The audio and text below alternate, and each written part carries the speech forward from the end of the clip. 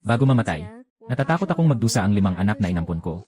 Kaya nag-iwan ako sa kanila ng ilang mga sutra ng Sun Tzu. At ang sining ng paggawa ng papel. Mga makabagong teknolohiya tulad ng Shenong Benkao Jane. Hindi ko akalain na dahil sa mga bagay na ito.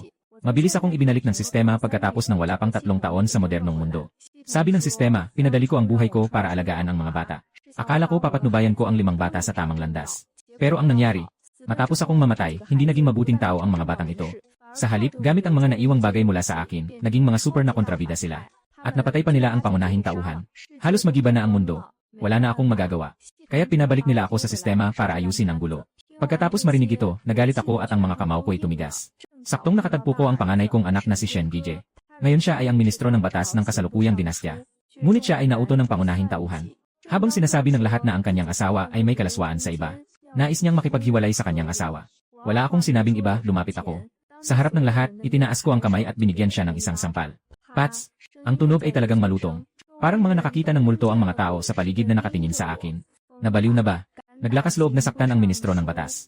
Kaya ko, mamaya ay ididrag na siya para pakainin ang mga aso. Ngunit habang naghihintay sila, hindi nila nakita si Shen Gije na nagalit. Sa halip, narinig nilang tanong niya ng mababa ang boses. Sino ka?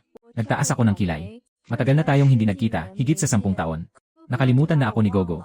Noong bata pa ako, sinabi ko na kapag lumaki na, hahanapin ko ang pinakamagandang lalaki sa buong mundo para sa ina ko. Totoo pa rin ba yon? Nabigla si Shen Gije. Siya ang panganay sa pamilya. Ang Jeje at Jeje ay magkapareho ng tunog. Kaya't palaging ganito siya tawagin ng nanay. Walang ibang tao na nakakaalam ng tawag na ito. Tanging ang nanay lamang ang tumatawag sa kanya nito. Tumingin siya sa akin nang may komplikadong damdamin bago nag-atubiling nagsalita. Ngunit masyado kang bata sa mukha. Hindi tugma ang edad. At saka, kami mismo ang naglibing sa katawan ng nanay na yon. Nang makita ko ang kanyang ekspresyon, alam ko na. Hindi ka naniniwala, di ba? Sige, pag-usapan natin ang iyong kabataan. Halimbawa, noong 9 na taong ka, kasama si pangalawa, nagpunta kayong kumuha ng pugad ng putakti. At nahulog ka, nastong ka at naging parang baboy ang mukha mo. May peklat ka pa sa puwit. Umiiyak ka at tumakbo ka sa nanay mo para humingi ng tulong. At noong ikaw ay 10 taong gulang, natakot ka sa kidlat at umihi sa pantalon mo. Nakatago sa likod ng ina, hindi makalabas. Biglang pinutol ni Shen Gije ang sinasabi ko. Bigla siyang napaluha. Huwag mo nang sabihin. Naniniwala ako. Bukas ang bibig niya, tila gusto niyang itanong kung saan ako nagpunta sa mga nakaraang taon. Kung mabuti ba ang aking kalagayan. Ngunit hindi ko siya pinayagang magpatuloy. Huwag munang pag-usapan yan. Ayusin muna ang mga bagay sa harapan. Si Shen Gije ay nagbalik sa katinuan. Ang kanyang mga mata ay muling naging malamig. Inay, dahil nandito na tayo. Si Jiang ay may ibang mahal. Sa tingin ng anak, mas mabuti pang payagan sila. Pats, muling ko siyang pinagsabunutan. Lahat ay naguluhan ngayon. Kahit si Shen Gije mismo ay hindi makapaniwala. Sa gitna ng gulat, bumaba ako at niyakap si Jiang Wanzai. Itong manugang na ito. Huwag mong kunin, gusto ko. Napanood mo na ang orihinal na kwento, alam ko. Bagamat tunay na anak ni Marquis ang si Jiang Wanzi, siya ay isang totoong maliit na gulay na mapait. Dahil ang peking anak na babae ay ang pangunahing babae. Kaya't ni minsan ay walang nakakaalaga sa kanya. Noong huli siyang nakunan ng masamang balak at nakipag-ugnayan kay Shen Gije. Kaya't napilitan si Shen Gije na pakasalan siya. Ngayon, ito ay isang patibong na inilagay ng pangunahing lalaki. Inilok siya kasama ang isang lalaking outsider sa isang kwarto. Sinasadyang mapadaan si Shen Gije at makita sila. Pakiramdam ni Shen Gije na nasubukan na siya minsan. Kaya hindi na siya magtitiwala sa kanya. Ayaw pang mag-imbestiga, gusto na agad siyang hatulan.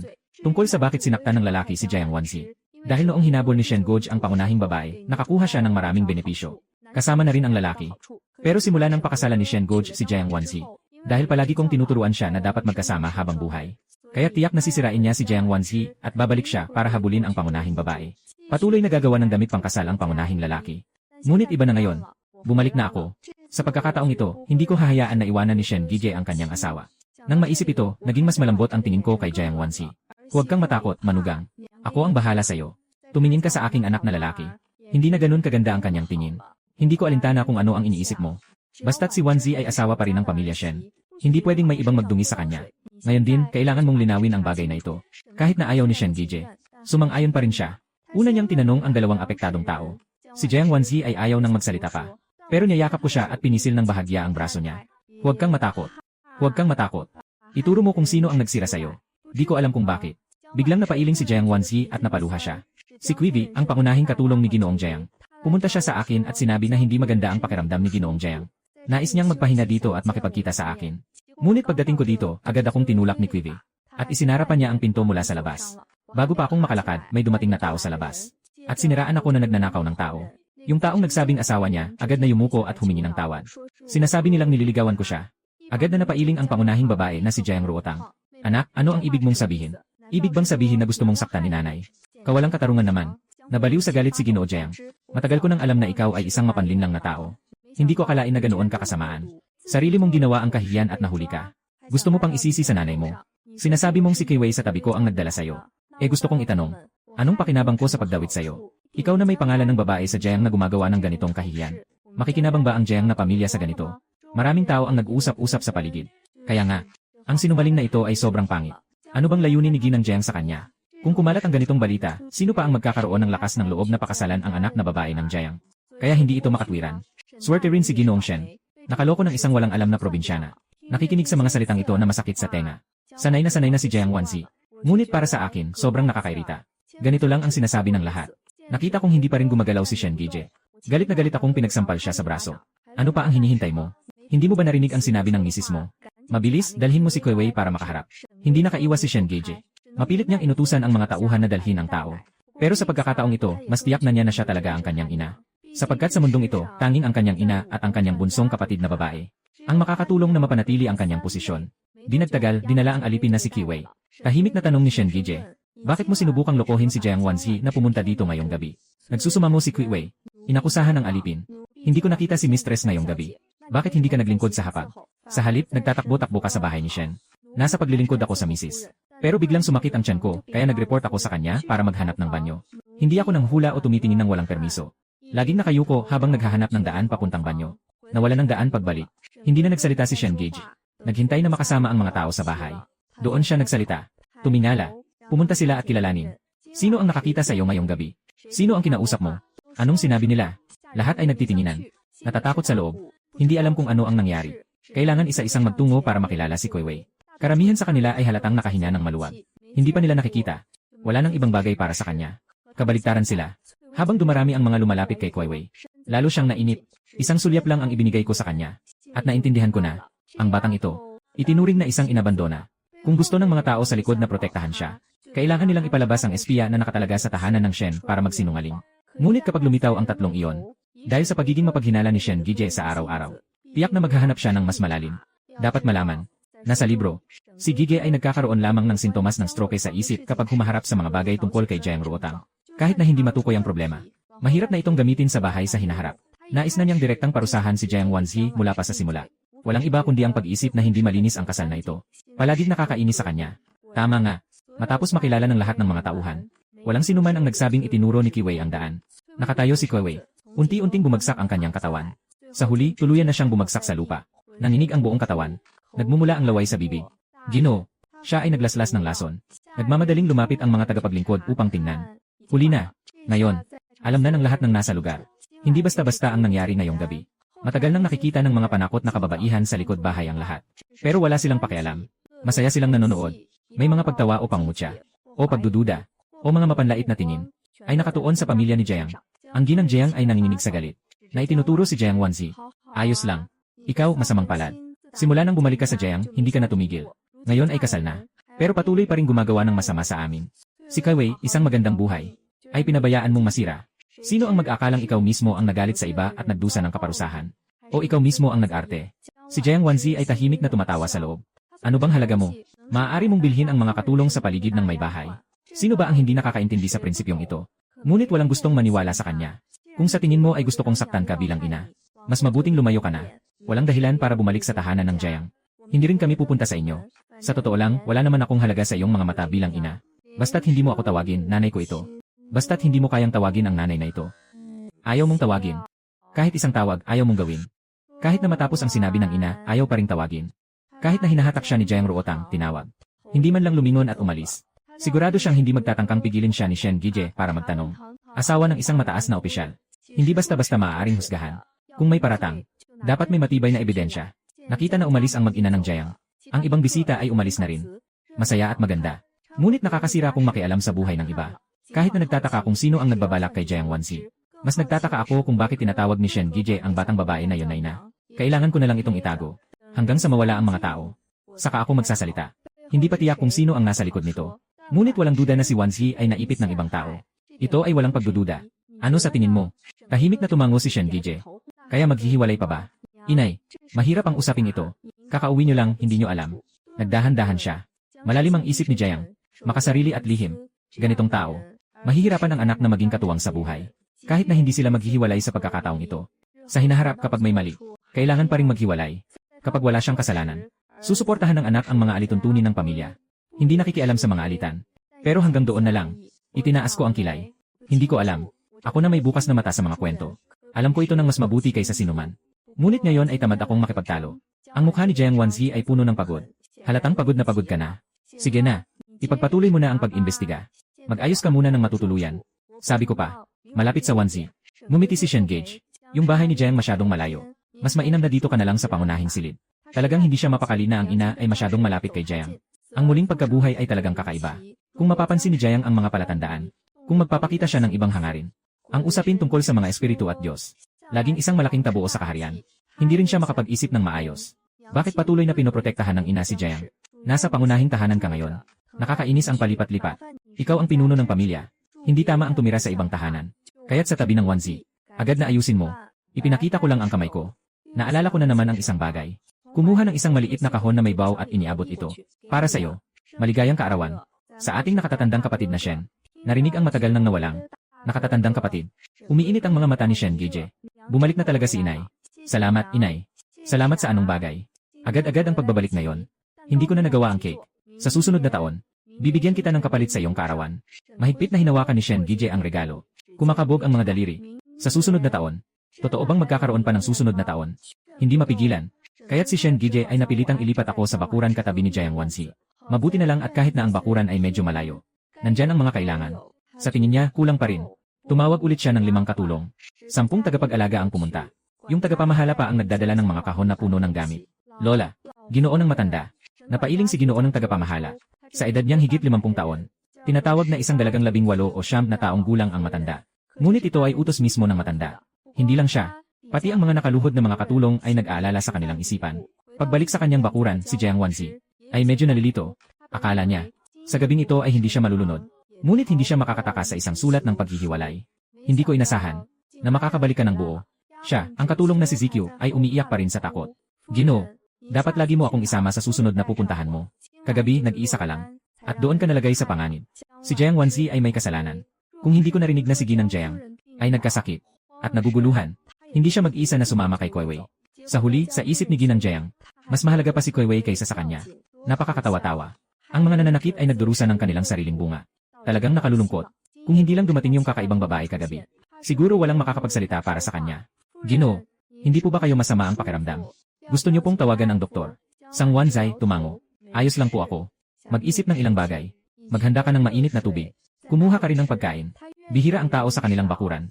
Kadalasan si Ziki ang nag-asikaso. Talagang pagod na siya ngayong gabi. Magmamadali siyang kumain, maghuhugas, at matutulog na. Bago matulog, may utos siya. Zai-Q, bukas, gisingin mo ako ng maaga. Para bumati sa katabi. Naginang, kailangan, natawagin.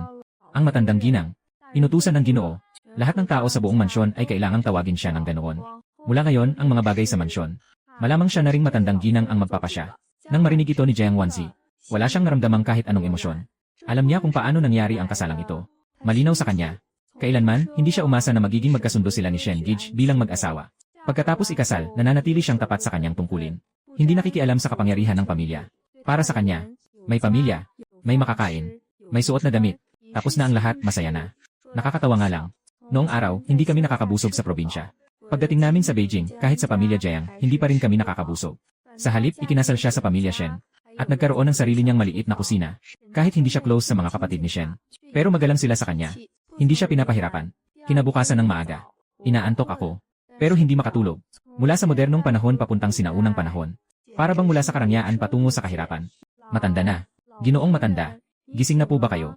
Maaari po bang pumasok ang inyong lingkod? Matandang ginang. Ang tawag na ito ay mainit sa bibig. Wala akong masabi sa tawag na yon. Talagang gawa ito ng aking panganay. Sa aking alaala. Si Shen Gige ay palaging may paggalang. Mahigpit sa mga alituntunin. May pananagutan. Kuya, ang nakatatandang kapatid ay parang ama. Noong mga panahong iyon, nagtutulungan kami. Napakalaki ng naitulong niya sa akin. Kaya nang makita ko sa libro kung paano siya gagamit ng kahit anong paraan. Para lang makamit ang kanyang layunin. Nabigla ako ng husto. Pasok ka na. Nakapagpahinga ng maluwag ang katulong na si Shutong. Nakayuko siyang nagdala ng tao papasok. Sabay-sabay na yumuko ang 5. Nakita ng alipin ang matandang ginang. Naiilang ako. Naiilang ako. Sige na. Walang masangkop na tawag na mahahanap ngayon. Maghilamos. Magbihis. Mag-ayos. Pagkatapos ng buong proseso, namangha talaga ako. Noong 10 taon na napadpad ako rito, isa lang akong ulilang tumataka sa taggutom. Nakakuha ako ng 5 bata sa daan. Sa wakas, nagbebenta ako ng tofu sa nayon para sa kabuhayan. Sino ang nakaranas ng ganitong trato? Hanggang sa kailangan kong umihi. 2 magagandang katulong ang gustong mag-alaga sa akin gamit ang palanggana. Nawasak ang bagong karanasan na ito. Parang bumagsak ang langit. Ako ay 10 taon na. Yung bunso, hindi pa nakagawa ng palikuran. Tamad. Nais kong pumunta at magreklamo sa pangalawang anak ko. Balita ni Liutong. Matandang babae. Nasa labas na po ang madam, naghihintay na magpasalamat. Nakita mo ba? Si Wanzi ay dumating. Bakit hindi mo sinabi ng maaga? Mabilis, pumasok ka. Si Jiang Wanzi ay papasok at handang bumati. Ngunit hinila ko siya. Huwag masyadong magpaka-formal. Wala akong mga patakaran dito. Hindi ko rin alam ang mga yon. Lahat tayo ay galing sa nayon. Walang dapat magreklamo sa sinuman. Umiti ako at hinila siya para umupo. Bakit ka dumating ng maaga? Ang manugang ay dumating para magbigay galang sa ina. Nakatulog ka ba ng maayos kagabi? Tawagin mo lang akong ina. Walang kailangan dumating ng maaga sa susunod. Mas mabuti pang matulog ng kaunti pa ang mga kabataan. Hindi ito naayon sa mga patakaran. Ang mga patakaran ay para sa mga tao sa labas. Walang ganito sa pagitan ng pamilya. Mas mahalaga na samahan mo ako sa pagkain at pamimili, kaysa sa kahit ano paman. Kahit na magaan ang tono ko, nakapagbigay ito ng kilig kay Jiang Wanzai. Tingnan kung bagay ang almusal. Kung hindi, ipagawa ulit nila. Hindi mapili ang manugang. Nang marinig kong nagbago siya ng isip, naging masaya ako. Kakaumpisa ko lang kumain. Si Shutang ay nagulat ulit. Ginoo at ginang. Nasa labas ang asawa ko. Nais niyang magpasalamat. Pakialaw niya pumasok. Ayos ni Shen Gige ang kanyang kasuotan. Ngumingiting pumasok. Nakita si Jiang Wanzi na naroon din. Biglang nawala ang ngiti. Sinulyap ako sa kanya. Tama lang na tanungin kita. Kamusta na ang investigasyon sa nangyari kagabi? May ilang palatandaan. Mukhang gawa ito ng kalaban ng anak sa korte. Tahimik ang kanyang mukha. Hindi ko matukoy kung nalaman na ba niya ang tungkol kay Xiao Jones. Pero kahit alam niya, ngayon, hindi rin magalaw yung prinsipe na yon. Mas lalo pang hindi na kailangang paalalahanan. Matagal nang hindi magkaayos si Shen Gige at Xiao Jones. Sa harap mga kalaban sa pag-ibig. Tama nga. Saan na kaya ang mga nakababatang kapatid mo? Bakit hindi pa nakikita? Biglang huminto ng bahagya si Shen Goj habang umiinom ng lugaw.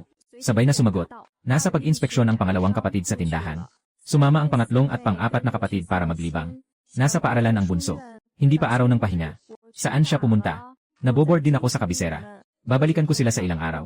Kakabalik lang ng nanay. Mas mabuting magpahinga muna sa bahay. Malapit na siguro silang bumalik. Pumunta ka na ngayon. Baka magkasalubong kayo sa daan. Nag-atubili ako ng kaunti.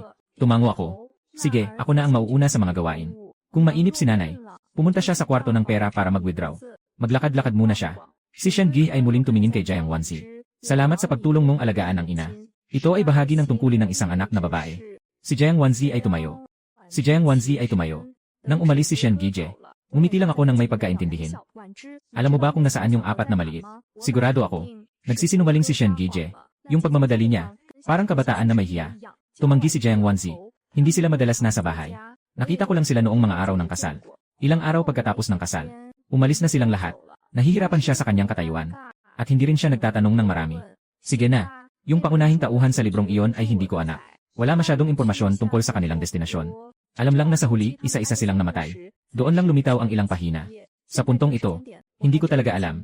Alam ko lang na ang pangalawa ay nagnenegosyo. Ang pangatlo at pang-apat ay nakatira sa ibang bahay. Sila ay mga tipikal na dalagang nakatago. Wala akong tiwala kahit isang salita dito. Yung 3 anak na babae ko, naging kilalang leader ng mga mamamatay tao sa mundo. Ipinapakita nito na palagi silang nasa labas. Bago siya naging leader, siya ay isang bounty huntress na tumutugis sa mga kriminal para sa gobyerno sa Timog. Hinahanap ang mga salarin. Sa puntong ito, walang problema sa mga anak na pinalaki ko. Kahit na may mali, hindi naman sa akin. Nakita ako ni Jiang Wanzi na nakatungo. Mahinang tanong niya, Mother, aalis ka ba ngayong araw para maglibot? Ang mga tela sa Jingxiu Pavilion ay sariwa. Ang mga alahas sa Qianjin Fang ay maselan din. Sige, maglibot tayo. Kailangan ko talagang bumili ng mga kasuotan na swak sa akin. Nagsusuot ako ng mga damit na gawa sa cotton na madaling gamitin sa trabaho sa nayon. Bagamat naroon sa espasyo, hindi na ito maganda pang isuot. Ang inihanda ng Shen Fu para sa akin ay tila binili lang kagabi. Tungkol sa alahas, hindi naman ito madali. May dala akong mga mula sa modernong panahon. Kailangan bumili. Kailangan din bumili ng mga antigong piraso na pwedeng kolektahin. Matapos ang almusal, pumunta ako sa kwarto ng kasulatan at nag-withdraw ng 300 liang na salapi. Sabi pa ng katiwala, kung kulang pa, ipag-uutos niya sa tagapangasiwa na itala ang utang namin sa bahay. Pagdating nila para kunin ang salapi, may kakayahan ng aming ikalawang Ginoo sa pamamahala. Hindi nagkukulang ng pera ang tahanan. Inutusan ng Ginoo, hindi mo kailangang magtipid. CJ, umabot ang mag-inang sina babae sa Jinsyug sa karwahe. May ilang mga ginang na naroon kasama ang kanilang mga anak na babae na namimili ng tela. Nakita ang karwahe ng pamilya Shen. Lahat ay medyo nagtataka. Ang mga tao sa pamilya Shen ay nagkaroon ng ganoong kahiyahiya kagabi. Paano pa kaya si Jiang na may mukha pang lumabas para mamili ng damit? Hindi ba sila nahihiya sa kanilang sarili? Ano bang dapat ipagkait? Kawawa naman si Ginoong Shen. Isang magandang kasalsana. Nakuha ito sa ganitong kahiyahiya. Hindi tama ang sinabi ni Yanje. Liu, si Ginoong Shen ay nagmula rin sa simpleng pamilya. Para sa akin, ang magsasaka ay bagay na bagay sa dalagang bayan. Tamang-tama. Ang mga ginang ay nagtakip ng kanilang mga labi gamit ang panyo.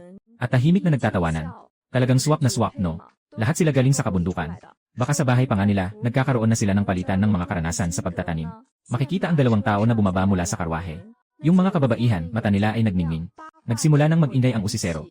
Ay, yung dalaga ba ay yung nagdepensa kay Miss Jiang kagabi? Nandito pa rin kayo sa manor ni Shen. Hula nyo, ano ba talaga ang relasyon nila kay Shen Gije? Malalim ang ibig sabihin ni Madam Liu sa kanyang salita. Sinasabing tawagin siyang ina. Pero di natin alam kung totoo. Mahal kong anak na babae. Kung talagang siya nga, anak kong babae. Ang tingin mo'y sobrang lapit na. Narinig ko na si Datu Shen ay hindi nag-aasawa ng kabit. Hindi ko alam kung bakit. Pakiramdam ni Madam Liu ay may kakaibang nangyayari. Siguro ay hindi niya gusto mag-asawa ng kabit. Kundi mas gusto niyang magtago ng mahal sa isang marangyang silid. Lalaki naman. Sino ba ang hindi nanliligaw? Maraming nagsasalita ng masaya sa likod. Habang pumasok kami ni Jiang Wanzi, biglang nagbago ang ngiti. Ay, bihira kang makita, Madam Shen. First time kong makita kang lumabas maglibot. Kakauwi lang ni Jiang Wanzi sa Beijing. Hindi kilala ang mga ito. Magandang makipag-usap ng kaunti. Kakatapos lang dumating ng aking biyenan sa kabisera kahapon. Nandito ako para samahan siyang pumili ng tela para sa damit. Nagkunwari si Ginang Liu na nagulat. Ang biyenan na sinasabi ni Ginang Shen. Hindi ba't ang dalagang ito sa tabi? Tama iyon. Dahil dito, bahagyang tumango si Jiang Wanzi. Siya ay may magandang asal. Hindi mo mahalata na nagtagal siya sa bukirin ng mahigit 10 taon. Bagamat medyo hindi maganda ang balat. Pero siya ay bata at kaakit-akit. Lagi akong mas lalong nasisiyahan sa kanya. Isang inspiradong at kaawa-awang dalaga. Hindi dapat siya magtapos sa ganitong paraan. At saka, tumingin ako ng hindi tuwiran sa tiyan ni Jiang Wanzi. Kung hindi ako nagkakamali, sa loob ng ilang buwan, mukhang magiging lola na ako. Sa libro, itinulak ng pangunahing tauhan na si Xiao Jones ang batang ito. Bagaman hindi mahal ni Shen Gije si Jiang Wanzi, tinuturing niya itong asawa. Mas lalo pang naging kaaway si Xiao Jones. Kaya tuluyang nagkahiwalay ang landas nila. Noon, nakakapagsalita pa si Jiang Ruotang ng ilang salita. Ngunit pagkatapos nyon, wala nang silbi. Pinatay ni Shen Goj ang kanang kamay ni Xiao Jones. Kinuha niya ang dalawang pribadong ari-arian nito. At nag-report ng sunod-sunod. Kaya napilitan na lang silang magpasya. Sa katunayan, si Xiao Jones ay prinsipe. Maaaring labanan ng mga lingkod bayan. Ngunit hindi talaga pwedeng gumamit ng espada. Masaya ang emperador na nag-aaway ang kanyang mga anak. Basta't hindi lumalampas sa hangganan. Ngunit kapag lumampas, ito ay paghamak sa kapangyarihan ng emperador. Ang kapangyarihan ng mga lingkod bayan ay ibinibigay ng emperador. Gusto mong kunin uli. Sa isang gabi lang, mawawala ka na lahat. Pero ngayon nandito ako. Huwag niyo nang subukan na lapitan ang batang ito. Ayoko nang makipag-ugnayan sa mga panauhing asawa. Nakikita ko si Jiang Wanzi na naglalaro ng espada. Kaya't nananatili na lang akong tahimik at nakikisama. Hanggang sa matapos ang lahat. 2 tao ang umakyat sa ikalawang palapag para mamili ng tela. Sa ibaba, ilang ginang ang nagpalitan ng sulyap. Nang may pagkakaintindihan, umalis sila sa Jinxiu. Pumunta sa silid ng Tsa. Nagpatuloy sa pagbulong tungkol sa mga chismis ng pamilya Shen. Lalo na tungkol sa aking magandang inaampon. Tama iyon. Nalaman nila mula kay Jiang Wanzi. Ako ang amang-amahan ng mga anak ni Shen. Nang inampon sila, halos magkapantay na edad. At dahil sanay sila sa martial arts, maganda ang kanilang hitsura. Sa 30 taon, para silang 18. Maaaring sobra ang pahayag. Pero hindi rin ito ganap na imposibleng. May ilang mga reyna sa palasyo. Malapit na sa 50 pero mukhang nasa 30 taon pa lamang. Kung ang sinasanay ay mga teknik na nakakatulong sa hitsura, mas madaling maunawaan. Napaalalahanan ako. Nagpasya na simula ngayon ay itutuloy ko ang pagsasanay sa mga teknik para sa magandang balat. Mababawasan ang pagdududa ng iba. At may papaliwanag ang aking edad. Isang bato, 2 ibon. Ikalawang palapag ng Jingxiugang. Kasama ko si Jiang Wanzi na namimili ng tela. Anong kulay ang gusto ng nanay? Anumang makulay at maliwanag ay okay. Magdagdag ng magagandang burda. Nakangiti ako. Kahit malapit na akong maging lola. Gusto ko pa rin ang mga malalambot na kulay. Yung kulay rosas na ito ay maganda. Yung berde naman ay kailangan din. Halos bawat isa sa mag-ina ay pumili ng isang kulay. May anak na lalaki na pwedeng kumita.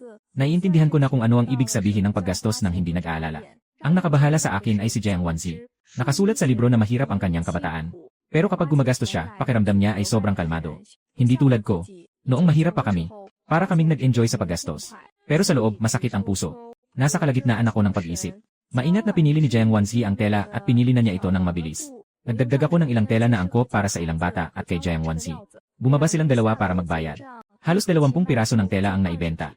Nakangiting masaya ang tindero at ang kanyang katulong. Masigasig nilang sinabi na ipapadala na ito sa bahay. Pagkatapos ng diskwento, umabot ito sa 233 tile. Kumuha ako ng 300 tile na papel na salapi. Nabayaran na. Naghahanap ng sukli ang kasama. May 3 babae pumasok muli sa pintuan. Yung nasa gitna, siya ang pangunahing babae sa orihinal na libro, si Jiang Rutang. Nakita niya sina Jiang Wanzi at ako. Malinaw na nagulat din siya. Kapatid, ang swerte natin talaga. Pumili ka rin ng damit. Malambing ang boses ni Jiang Ruotang. Hindi man lang itinataas ni Jiang Wanzi ang kanyang talupak. Talagang isang masamang kapalaran. Naisip ko sa aking sarili. Sa tuwing may mga tauhan na lalaki at babae, laging nandyan ang pares na ito mula sa kanilang pamilya. Mga kontrabida, biyanan at manugang. Nakita ni Jiang Wanzi na hindi siya pinapansin. Medyo namumula ang mga mata ni Jiang Ruotang. Nagsalita siya ng may sama ng loob. Galit ka pa ba sa nangyari kagabi, ate? Hindi naman kami ng ina ko ayaw tumulong sa'yo. Talagang may kinalaman ito sa reputasyon ng tahanan. Hindi kami makapagpasya ng basta-basta sa kasalanang ito. Agad na nagpakita ng pagdududa ang dalawang dalaga sa kanyang tabi.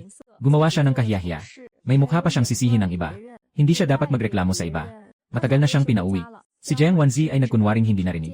Hindi ko na kayang tiisin ito. Nakangiti siya ng bahagya. Hindi maganda ang pandinig ni Yanje. Jiang, nagtaka ang lahat. Sinabi ko ulit. Ang mga usapin kagabi ay may tiyak na konklusyon na. Hindi mo narinig. Ano ang mabilis na pag-akusa na ginawa ng alilang iyon? Wala kayong kinalaman dito.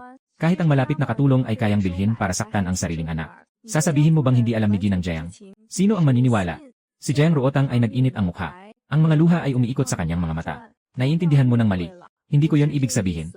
Natatakot lang akong magalit ang kapatid na babae. Gusto ko lang sanang magpaliwanag ng kaunti. Ang taong nasa likod nito ay malinaw na gustong maghasik ng hidwaan sa pagitan ng mga pamilya Jiang at Shen. Kung tayo ay magkakaroon ng alitan, hindi ba't iyon ay ayon sa plano ng kaaway? Bahagyang umangat ang aking kilay. Ang pangunahing babae. Tila talagang hindi alam na ang pangunahing lalaki na si Xiao Jones ang may gawa nito. Kung hindi, handa siyang batikusin siya. Ang pangunahing tauhan ay magnanakaw. Alam na ito ay isang plano. Sa susunod, mag-isip ka muna bago magsalita sa labas. O umuwi ka at hilingin kay Ginoong Jiang na bigyan ka ng maayos na guro. Upang hindi ka magmukhang katawa-tawa. Na hindi mo maipahayag ng maayos. Ang kilala sa talino at galing na si Jiang Ruotang ay namumula ang mukha sa hiya. Palagi siyang dumadaan sa mahinahon at mapayapang paraan. Hindi siya magaling makipagtalo. Pero mabuti na lang at ang dalawang babae sa tabi niya ay sariling mga alaga niya. Na tinuruan niya. Nang agad siyang inaalalayan sa harap niya. Galit na sigaw ng babaeng nakaputi sa kaliwa. Sino ka? Huwag makialam sa ibang tao. Ayusin ko lang ang aking damit. Ito ay tungkol sa pamilya. Ako ang biyanan ni Wanzai. Nanay niya, ang kanyang mga bagay, ay tungkol din sa akin. Inay, si Jiang Ruotang ay malungkot na tumingin kay Jiang Wanzi. Kapatid na babae, bakit mo pa tinatawag na ina-inahan ng asawa mo? Bakit ayaw mong tawaging ina ang nanay? Palagi mo siyang tinatawag na Madam Jiang. Alam mo ba kung gaano siya kasasakit? Bigla na lang umiti si Jiang Wanzi na tahimik. Malungkot. Napakababa ng boses niya. Sa Jiang Mansion, may 8 anak. Kulang siya ng tawag na ina mula sa akin. Iba yon. Ang tunay na anak ng ina ay ikaw at si Wumei. Nahulog ako sa tawa. Kaya pala, ang dami palang anak ni Yanye. Jiang, tiyak na hindi kami kulang sa pagtulong kay Wanzi. Hindi. Kahit na may 2 tunay na anak ang ina. Mahal pa rin niya ang nakababatang kapatid. Nagmamadaling ipaliwanag si Jiang Ruotang.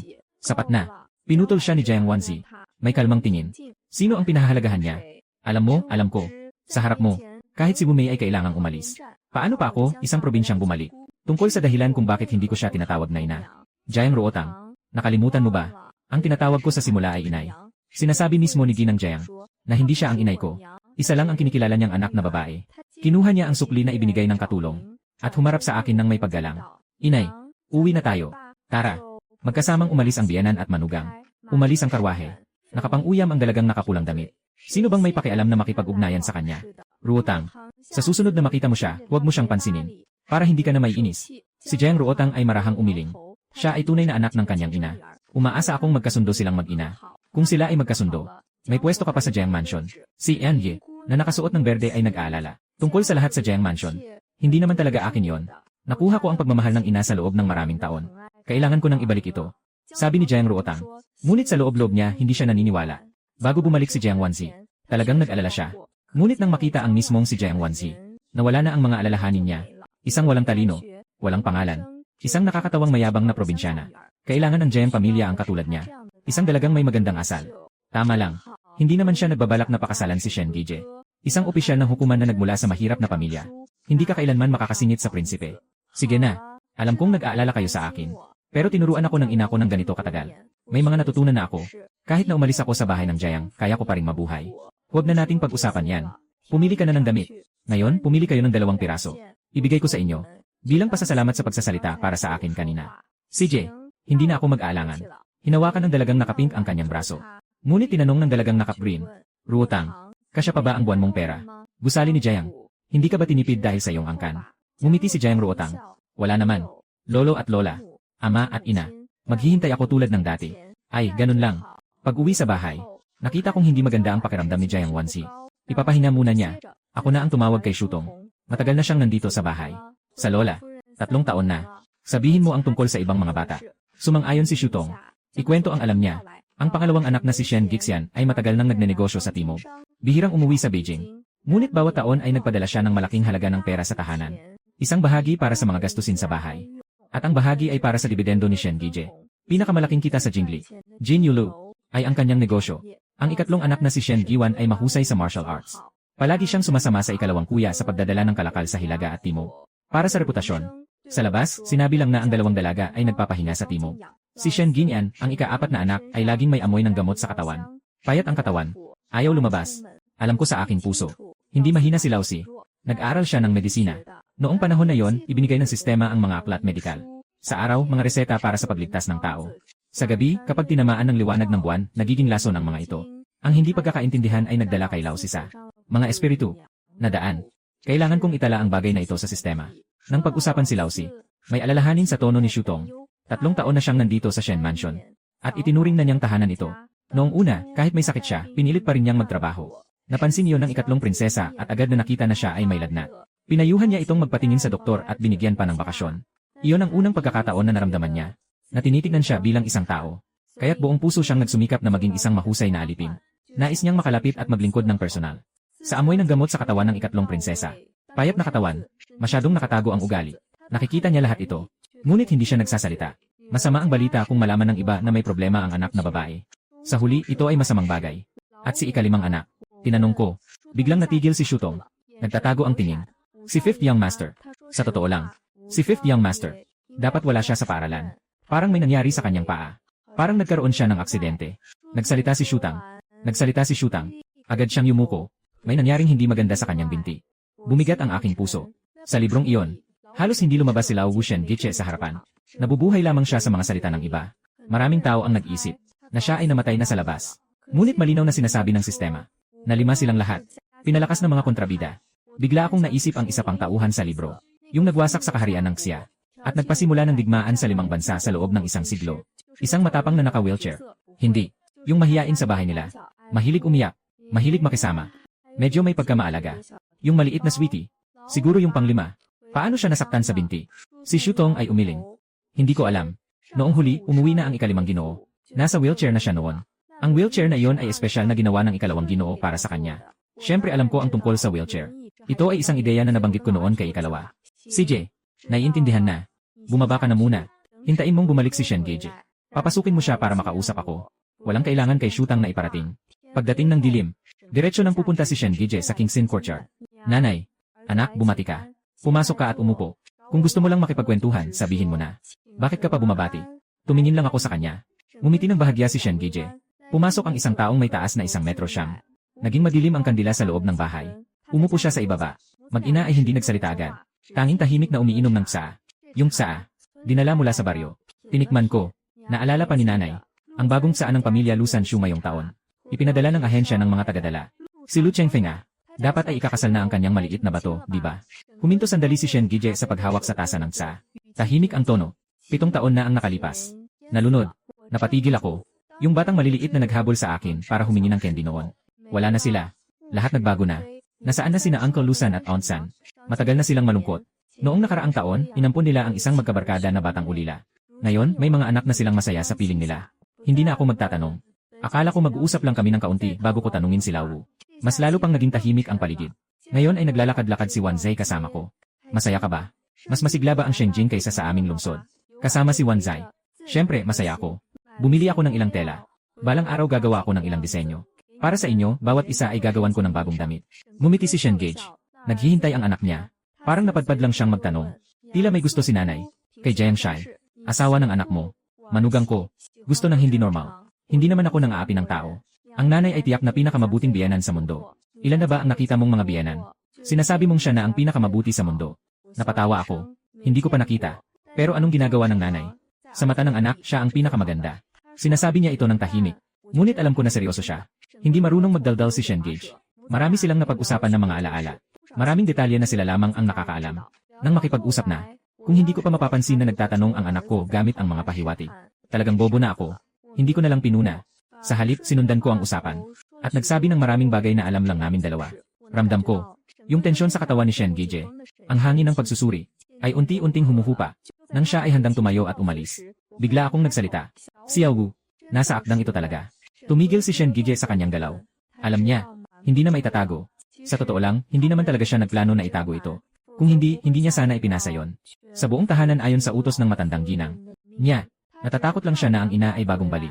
At hindi makakaya ang mga pagbabago ng mga kapatid na ito sa mga nakaraang taon. Mas natatakot siya na hindi niya kayang tanggapin ang tungkol kay ikalima. Ngunit ayaw niyang lokohin ako. Kaya, pinili niyang gamitin ang bibig ni Shutong para ako mismo ang makadiskubre. Ang mga kapatid na ito ay naging ganito. Dahil hindi niya naalagaan ng mabuti bilang nakatatandang kapatid. Kung magagalit ang ina, dapat siyang sisihin. Dapat lang silang lahat ang karapat-dapat. Sa kung saan napunta si Xiao Wu. Ngayon ang anak ko, hindi na rin alam. Bumaba ang boses ni Shen Gije. May iniwang siyang liham sa pamilya. Umalis na siya. Saan kaya siya pumunta? Bakit umalis? Ano ang nangyari sa kanyang mga binti? Nagtanong ako. Hindi ba? May mga kaaway kayo. Ito ay aksidente. Sa klase ng pagsakay sa paaralan. Nahulog siya sa kabayo. Walang emosyon sa mukha ni Shen Gije. Maraming beses kong sinuri. Lahat ng resulta ay sorpresa. Sorpresa. Nilingon ko ang noo ko. Kaya baniksiyaw niyan gamutin. Sabi ni si Mei, may 50% na tiwala. Bakit hindi siya nagpapagamot? Si Xiao Wu mismo. Ayaw magpagamot. Nagtaka ako. Sa alaala ko, si Xiao Wu ay malambing. Ngunit hindi kailanman mahina. Natatakot ba siya sa 5% pagkatalo? Oh, may ibang dahilan. Puno ng malalim na kawalan ng pag-asa ang dibdib ko. 10 taon. Napalampas ko ng sobra. Matagal nang hindi na sila katulad ng alaala ko. Mag-ayos ka ng tao para sa akin. Tumaas ang ulo ko. Matatag ang tono. 3 araw mamaya. Pupunta ako sa kanila. Nais ni Shen Gije na manghikayat. Nasa dulo na ng dila. Nihinto ko siya sa pamamagitan ng pagtaas ng kamay. Hindi na kailangang manghikayat. Nakapagpasya na ako. Ayos. Sa umaga ng 2 araw. Muling pumunta si Jiang Wanzi sa labas ng Kingsin Courtyard upang maghintay at magpasalamat. Pinayuhan siya ni si Tutong na huwag munang pumunta. Ngunit bumiti lang siya at nagsabing walang problema. Hindi siya masyadong mahigpit sa pag-ugali, kundi dahil kamakailan ay palagi siyang nakakaramdam ng pagkabalisa sa puso. Sa gabi ay madalas siyang mangarap at hindi makatulog. Mas mabuting magising ng maaga. Manatili ka sa tabi ko.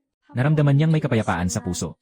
Marahil dahil sa tingin ko sa kanya, na may pagmamahal na hindi niya nakuha sa pamilya Jiang. Narinig ang tunog ng paghuhugas sa loob. Inayos ni Jiang Wanzi ang kanyang damit at mga alahas. Nakasuot ako ng damit na katulad ng sa kanya, na may ngiti na lumapit. Bakit maaga na naman? Hindi ba sinabihan ka na magpahinga pa? Sa susunod, hindi na pwede. Maaga gumising ang manugang. Walang magawa. Kaya naisip niyang pumunta para magpasalamat sa inyo. Hindi ka ba nakatulog ng maayos? Ngayon, namumula na ang mga mata niya. Nang may pag-aalala ako. Ito ang kauna-unahang pagkakataon na napansin ako ng iba dahil sa aking kalagayan. Naramdaman ni Jiang Wanzi ang hapdi sa puso niya. Pinilit niyang pigilan ang luha. Siguro mainit lang ang panahon. Kamakailan lang palagi akong nakakaramdam ng pagkaistorbo. Pagkaistorbo. Sabi nila, takot ang mga buntis sa init. Sa tag-init, madaling mairita at hindi makatulog ng maayos. Baka naman. May naisip ako. Tamang-tama, pwede kong gamitin ito para magpatingin sa doktor. Maaari ko ring banggitin ang tungkol sa kanyang pagbubuntis. Balak kong hanapin ang ibang mga bata. Si Jiang Wanzi ay buntis. Hindi maganda na sumama sa paglalakbay. Shutong, pumunta ka at magdala ng doktor. Agad na umalis si Shutong.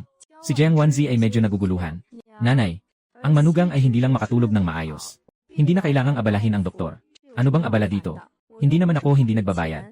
Nagtatayo ng klinika ang tao para kumita. Sana nga'y magpa-check up ka ng mas madalas. Tahimik si Jiang Wanzai. Gusto niyang sabihin na hindi ito sulit sa pera. Ngunit ang mga salitang iyon ay nanatili sa kanyang bibig. Sa huli, hindi niya ito nasabi. Nahulog siya sa pag-aalaga na ito. Nagmamahal sa sandaling ito na pinahahalagahan. Wala akong pakialam. Pinagsaluhan niya ang agahan. Samantalang ang katulong ni Shen Gije ay dumating. Sabi na may nangyaring krimen sa labas ng lungsod kagabi. Nagmamadali siyang umalis upang ayusin ito. Hindi makakasama sa agahan. Babalik siya mamaya. Sabihin mo sa mga matatanda sa bahay. Hindi na ako bata. Kung gutom ako, kakain ako. Hindi ako maghihintay ng bobo. Nagwawagayway ako ng kamay para umalis na sila. Habang sinasabi ko yon, si Sutong ang nagdala ng doktor. Agad kong pinapunta ang doktor para magpalit ng pulso ni Jiang Wanzi. Ang matandang doktor ay nakakunot ang noo. At nag-isip ng matagal. Tahimik ang loob ng silid. Si Jiang Wanzi ay hindi ito pinansin noon. Ngunit sa pagkakataong ito ay nag-alala na. Baka talagang may malubhang sakit siya. Sa wakas ay ibinaba ng doktor ang kamay. Sa ilalim ng mga nag-aalalang tingin ng lahat, dahan-dahan siyang nagsalita. Binabati po kayo, Ginang. Mayroong magandang balita. Mahigit 1 buwan na. Biglang nag-iba ang tingin ni Jiang Wanzai. Mayroon. Magandang balita. Nagdalang tao siya. Ang gulo ng gabing iyon ay biglang bumangon sa kanyang isipan. Walang suot na kahit ano. Bukas ang pinto ng bahay. Maraming mga mata. Kung hindi dahil sa mabilis na reaksyon ni Shen Gije. Iniligtas niya ito at pinalayas ang mga tao. Kinabukasan, pumunta sila para magpakasal. Malamang matagal na siyang nagsarili. Maagang napagkasunduan ang kasal. 3 tagapag-ugnay at 6 na alok, wala ni isa ang nawawala. Pagkatapos ng kasal, siya at si Shen Gije ay nanirahan sa magkahiwalay na tahanan. Sa gabi ng kasal, kahit nasa isang silid, hindi naman sila natutulog sa isang kama. Ang pagbubuntis na ito ay tanging mula sa isang hindi malilimutang pagkakataon. Napakabuti. Ako'y puno ng saya. Doktor, kamusta ang kanyang kalagayan? Kailangan bang magpagaling? Matandang doktor na may balbas. Walang masyadong problema. Medyo mahina lang. Hindi kailangang uminom ng gamot. Kumain ng kaunti ngunit madalas. Huwag mong isakripisyo ang sarili mo.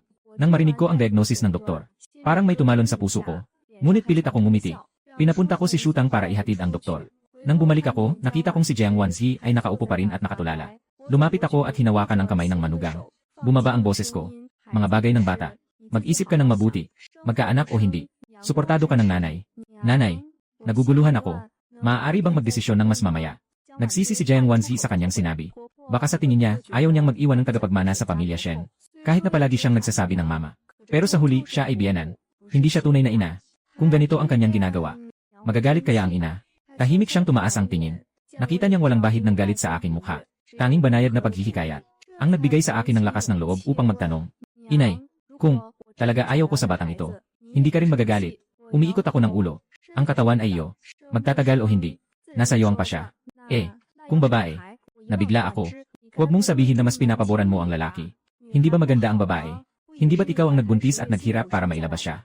Hindi ba mas masakit ang mga anak ng lalaki? Hindi na kailangang magbuntis ng 10 buwan. Si Jiang Wanzi ay nagmamadaling kumakaway. Hindi. Natatakot lang ako na hindi mo magustuhan. Gusto ko naman. Yun lang. Naintindihan ko. Ang mga babae sa panahong ito, kakaunti ang ayaw mag-anak. Karamihan kapag nabuntis, ipinapanganak. Jinger Wanzi ay nag-aalala lang. Natatakot na hindi magustuhan ni Shen ang anak. Sa huli, ang batang ito ay dumating nang hindi inaasahan. Sigurado ako sa tono ko. Gusto ko. Lalaki at babae. Lahat ay gusto. Kung gusto mong magkaanak, mag-ingat ka na lang sa sarili mo. Hintayin mong bumalik si Go. Ipapakuha ko siya ng ilang mapagkakatiwalaang tao para alagaan ka. Hindi pa rin ako kampante. Nakapagdesisyon na, bilisan mo at bumalik. Pumunta ka at tingnan ang ibang mga bata, tapos bumalik ka agad. Bantayan si Jiang Wanzi. Kailangan talagang ligtas na maipanganak ang batang ito. Si Shen Gige ay umuwi mula sa kanyang tungkulin. Narinig na hindi pa ako natutulog. Kaya't nagdala siya ng pagkain papuntang Kingsin Courtyard. Pagpasok niya sa pinto, binitiwan ko lang ang isang pangungusap. Nagbubuntis si Wanzai. Alam mo ba, nagtigilan si Shen Gige. Biglang bumalik ang magulong alaala sa kanyang isipan. Yun lang isang beses. Si Jiang Shion. Hindi niya maiwasang magduda na isa na namang patibong ito laban sa kanya. Baka lang. Napakababa ng posibilidad. At saka, kung nangyari man yun, hindi ba binigyan ng Jiang pamilya ng gamot para sa pag-iwas sa pagbubuntis? Sabi niya gusto niyang pakasalan. Pero bago pa man maging sigurado, walang paghahanda ang Jiang pamilya. Hindi ito makatwiran. Pero duda man, duda pa rin. Hindi niya naisip na hindi tatanggapin o papatayin. Sa malalim na puso niya, kundi pumasok sa isip niya. Kung sino ang magiging anak na yon, lalaki ba o babae? Pagkapanganak, si Ewen ba o si Eo? Bilang unang anak sa pamilya, dapat ay paborito siya, di ba? Nakita kong wala siyang reaksyon. Nagmumukha akong naguguluhan. Anong klaseng ugali ito? Walang kahit kaunting saya. Bumalik sa katinuan si Shen Gije. Ang anak ay nag-isip lang. Talagang ganoon ang bata. Hindi pa natatapos ang sinasabi. Isang tasa ng tsaa ang lumipad papunta sa kanya. Bagamat siya ay mabilis, hindi siya nakaiwas. Nabasa ang kanyang mukha ng tsaa. Basa na ang kanyang damit. Nanay, anong ginawa ng anak mo para magalit ka? Nakangiti ako ng malamig. Kung alam ko lang na ganyan ka sa asawa mo. Dapat noon pa lang ay ipinasok na kita sa palasyo bilang yunuko. Baka nakakuha ka pa ng mataas na posisyon. Dito lang naintindihan ni Shen Gije kung bakit siya galit. Agad na nag-explain. Ang anak ay hindi mapaghinala. Diretso akong nag-rolling eyes. Si Shen Gije ay nagkunwaring hindi nakita. Nagpatuloy siya. Kakabalik lang ng ina, hindi pa alam. Hindi kasing mabuti ng hitsura ang pamilya Jiang. Noong una, para makuha ang kasal namin ni Ruotang. Huminto siya. Sa huli, hindi niya nasabi ang tungkol sa paglalagay ng gamot ni Jiang Wanzi. Kung lumabas ang balita tungkol dito, si Jiang Wanzi ay walang ibang daan kundi mamatay. Kaya kahit may mga usap-usapan sa labas, walang sinuman ang nagsasalita ng harapan. Dahil si Shen Gige ang tumanggap sa kasalanan. Sinasabing nagmura siya dahil sa sobrang inom at paggamit ng puwersa. Handang magpatawad at pakasalan siya. Akala niya noon na si Jiang Wanzi ay naipit din sa plano. Pero ang tunay na nalaman niya ay, siya mismo ang gumawa ng gamot. Dahil dito siya pinakasalan. Pero hindi pa rin niya mahipuin ang puso nito. Para mapabuti ang sitwasyon niya, nagbayad siya ng malaking halaga sa Jiang family. Kasama ang kabayaran kay Jiang Ruotang. Halos naubos ang kalahati ng bahay ni Shen. Naisip niya na kung hindi siya ang nagdala nito, si Jiang Wanzi ay hindi mamamatay pero mapipilit siyang pumasok sa templo sa buhay na ito. Biglang naintindihan ni Shen Gije. Bakit walang nagpaalala sa kanya na uminom ng inuming pang-iwas? Paglabas niya mula sa King Sinyuan, matagal na nakatayo si Shen Gije sa harap ng pintuan ng King Fuyuan sa kabilang side.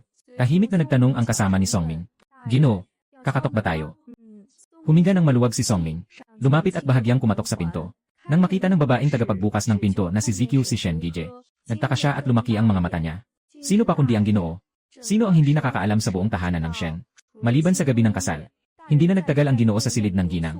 Bagaman hindi siya pinaburan, may mga utos siyang ibinigay na huwag pabayaan ng mga katulong. Ang Kingfu Courtyard ay kulang sa pagmamahal. Walang kulang. Pero ngayon, dumating ang matanda. Natatakot si ZQ. Tapos na. Hindi maganda ang pakiramdam ng madam. Matagal nang natulog. Kung malaman ng matanda na hindi naghihintay si madam sa kanya, magagalit kaya siya. Malamig na ang relasyon ng dalawa. Kung hindi ito naabot, hindi alam kung kailan pa susunod. Mahal. Ginoo, pumunta na po kayo sa loob at maupo. Ako na ang mag-aanyaya sa ginang na mag-ayos. Hindi na kailangan. Sinabayan ni Shen Gije siya. Dahil siya'y nagpapahinga na. Huwag na siyang guluhin. Bukas ay babalik ako para samahan siyang mag-almusal. Umuwi ka na at maglingkod. Agad na yumuko si ZQ. At sinundan ang pag-alis ng magkaalipin. Nang bumalik sa kwarto, nakita niya si Jiang Wanzi na nakasuot lamang ng pangloob. Nakatayo sa harap ng bintana na humihip ng hangin. Mabilis na kinuha ni ZQ ang kanyang panlabas na damit at isinuot ito sa kanya. Ginoo, ngayon ay dalawa na ang inyong katawan. Mag-ingat kayo sa lamig. Walang anuman. Kanino iyon kanina? Ito ba ay Ginoo? Naisa nang gisingin kayo ng katulong. Ngunit sinabi ng Ginoo na huwag na lang istorbohin. Sinabi niya na darating siya bukas upang samahan kayo sa almusal. Siguradong alam ng Ginoo na kayo ay buntis. Kaya siya ay dumating ng ganito kalate. Ginoo, hindi po ako nagmamalabis. Habang kayo ay nagdadalang tao, dapat kayong mag-ingat upang mapanatili ang puso ng Ginoo. Kung hindi, kapag kayo ay hindi makagalaw. Paano kung ang mga mapanlinlang na babae sa labas ay makuha kayo? Narinig ko, maraming tao ang gustong magpasok ng tao sa ating tahanan. Walang ekspresyon ang mukha ni Jiang Wanzi. Pero sa puso niya, sumasang-ayon siya. Pero ang tungkol sa damdamin, napakakomplikado. Noong araw, para lang mabuhay, nangahas siyang makipag-agawan ng pagkain sa mga ligaw na aso. Ngayon, kailangan lang niyang mapaligaya ang isang tao. Pero kahit anong gawin niya, hindi pa rin niya magawa. Marahil, ayaw niyang maipakita na siya ay mababa sa kanya. Kung hindi dahil sa mga plano ng pamilya Jiang. Ganito kagwapo, malakas at may magandang asal na lalaki. Paano siya magiging karapat-dapat? Ito rin ang dahilan kung bakit hindi siya makaalis sa pamilya Jiang. Tulad ng sinabi ng ibang dalaga sa pamilya Jiang. Kung hindi kasi Ginoong Jiang, huwag mong sabihin na ikaw ang pangunahing asawa ng ministro ng korte. O kahit na maging isang concubine. Wala kang pag-asa. Tunay na walang pag-asa. Kung siya talaga ay isang probinsyang dalaga, maaga siyang naibenta sa bundok para maging kabit ng iba. O ikinasal sa isang matandang walang magawa na parang lolo niya. Itinaas ni Jiang Wanzi ang kamay. Dahan-dahang hinaplos ang tiyan na hindi pa lumalaki. Marahil, para sa bata, dapat siyang makipaglaban. Tama si ZQ. Ngayon, siya na lang ang nasa likod bahay. Siyempre, wala siyang kulang. Kung pumasok ang bagong tao, ang inang hindi pabor sa kanya, paano niya mapoprotektahan ang anak niya? Alam niyang darating si Shen Gije para mag-almusal. Halos buong magdamag hindi siya nakatulog. Bago pa magbukang liwayway, bumangon na siya at pumunta sa maliit na kusina. Hindi niya tinapos lahat. Natakot siyang hindi sanay si Shen Gije sa pagkain. Ako lang ang gumawa ng isang pirasong pastry. Matapos, pinapadala ko rin kay ZQ para sa kapitbahay namin. Pagkatapos bumalik ni Shen Gije mula sa maagang pagdalo sa palasyo, tinikman niya ito, at napansin niya ang kakaibang lasa ng pastry na ito. May bahagyang kilabot sa kanyang mata. Hindi na nagsalita pa. Kumain ka muna bago magsalita. Sabi ng nanay, buntis ka na. Si Jiang Wanzi ay nakatingin ng mababa. Mabuti na lang at alagaan mo ito. Iwan mo na ang mga gawain sa mga katulong. Mamaya, ipapadala ko ang tagapamahala para magdala ng ilang tao upang mag-alaga. Salamat, Ginoo. Hindi kailanman tinawag ni Jiang Wanzi siya. Asawang lalaki. Hindi dahil hindi niya kayang tawagin, kundi dahil hindi siya maglakas loob na lumampas sa hangganan. Wala ring pakialam si Shen Gije. Bukas, lalabas ang ina para makita ang iyong mga kapatid. Tandaan mong magpaalam. Itinaas ni Jiang Wanzi ang kanyang ulo. Naiwan ang anak na babae mag-isa. Hindi ako makaalis kamakailan. Kaya't ang mga tao sa likod ng bahay lang ang hindi alam. Kamakailan, labis ang laban niya sa ilang prinsipe. Hindi niya gustong makipaglaban. Ito ay utos ng emperador. Gamitin siya laban sa mga prinsipe. Ihanda ang mga sandata. Nakatayo ang trono ng prinsipe. Kailangan ng emperador na pumili mula sa ilang prinsipe na 15 na ang edad upang mamuno sa silangang palasyo. Kaya't inutusan niya siyang imbestigahan ang mga opisyal na nakatali sa prinsipe. May matibay na ebidensya. Kunin si Lu. Ang ilang prinsipe ay kumilos din upang protektahan ang kanilang tao at ipasa ang kasalanan sa kalaban. Kailangan ding mag-ingat sa kagawaran ng hustisya, lalo na sa kanya. Hindi rin madali para kay Shen Gije. Huwag sanang ma-offend ang prinsipe para hindi magkaproblema sa hinaharap. Ngunit hindi rin dapat masyadong magpabaya. Baka maparusahan ng emperador. At kailangan ding mag-ingat na hindi magamit ng prinsipe. Gamitin ang espada ng iba para pumatay. Ang pangunahing bagay ay, kailangan niyang samantalahin ang pagkakataon para alisin sa pwesto ang mga nakalista sa listahan para sa emperador. Ngayon sa kabisera, may mga lihim na alon, kaya hindi na niya ako pinipigilan. Natakot siyang magkaaway, na maapektuhan ng ina. Tungkol kay Jiang Wanzi. Tungkol kay Jiang Wanzi, kung hindi siya buntis, maaaring makahanap siya ng dahilan para ipadala siya sa ibang lugar upang manatili. Ngayon, mahirap na siyang paalisin. Baka hindi siya maasikaso sa labas. Nang umalis ako sa kalesa, pakiramdam ni Jiang Wanzi ay malungkot at walang laman. Ginoo, sabihin niyo, Maaari bang makabalik ang ina bago isilang ang bata? Dahil nangako na ang ina sa'yo. Tiyak na makakabalik siya. Kung nababahala ka sa bahay, maaari kang magdala ng tao sa ibang bahay para magpahinga. Sa ngayon, ayaw ni Jiang Wanzi na pumunta. Siya ay talaga namang tahimik. Mas nakakapagbigay ng kapanatagan ang Shen Manor. Ako na bumaba sa timog. Parang isang ligaw na kabayo na napalaya. Kahit na nagkakagulo ang karwahe. Masaya ako. Kagaya ng isang taong bagong salta. Hindi pa man nakakataka sa takot. Saan ka pa magkakaroon ng isip para tumingin sa tanawin? Pagkatapos ay naging maayos na. Abala na sa pag-aalaga ng mga bata. Kumita ng pera. Turuan ng mga bata. Walang pagkakataon para makalayo. Noong panahong iyon, madalas kong sabihin sa mga bata. Gusto kong pumunta sa Jiangnan. Gusto kong pumunta sa Parang. Gusto ko ring makita ang mga bundok na may niebe. Ngayon, sa wakas, maaari ko ng unti-unting mag-enjoy sa tanawin. 3 lang kami sa biyahe na ito. Driver, Sutong at unang niebe. Mula Beijing hanggang Jiangnan. Hindi minamadali. Mahigit 1 buwan na. Kung hindi lang iniintindi ang ibang mga bata. Talagang gusto kong hintayin si Jiang Wanzi na mga anak bago umalis. Bago ako umalis, inilagay ko na maraming mapagkakatiwalaang tao sa tabi ni Jiang Wanzi. At humingi rin ako ng 4 na marunong sa martial arts sa aking panganay.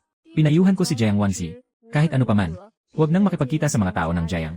Basta't hindi ka lalabas.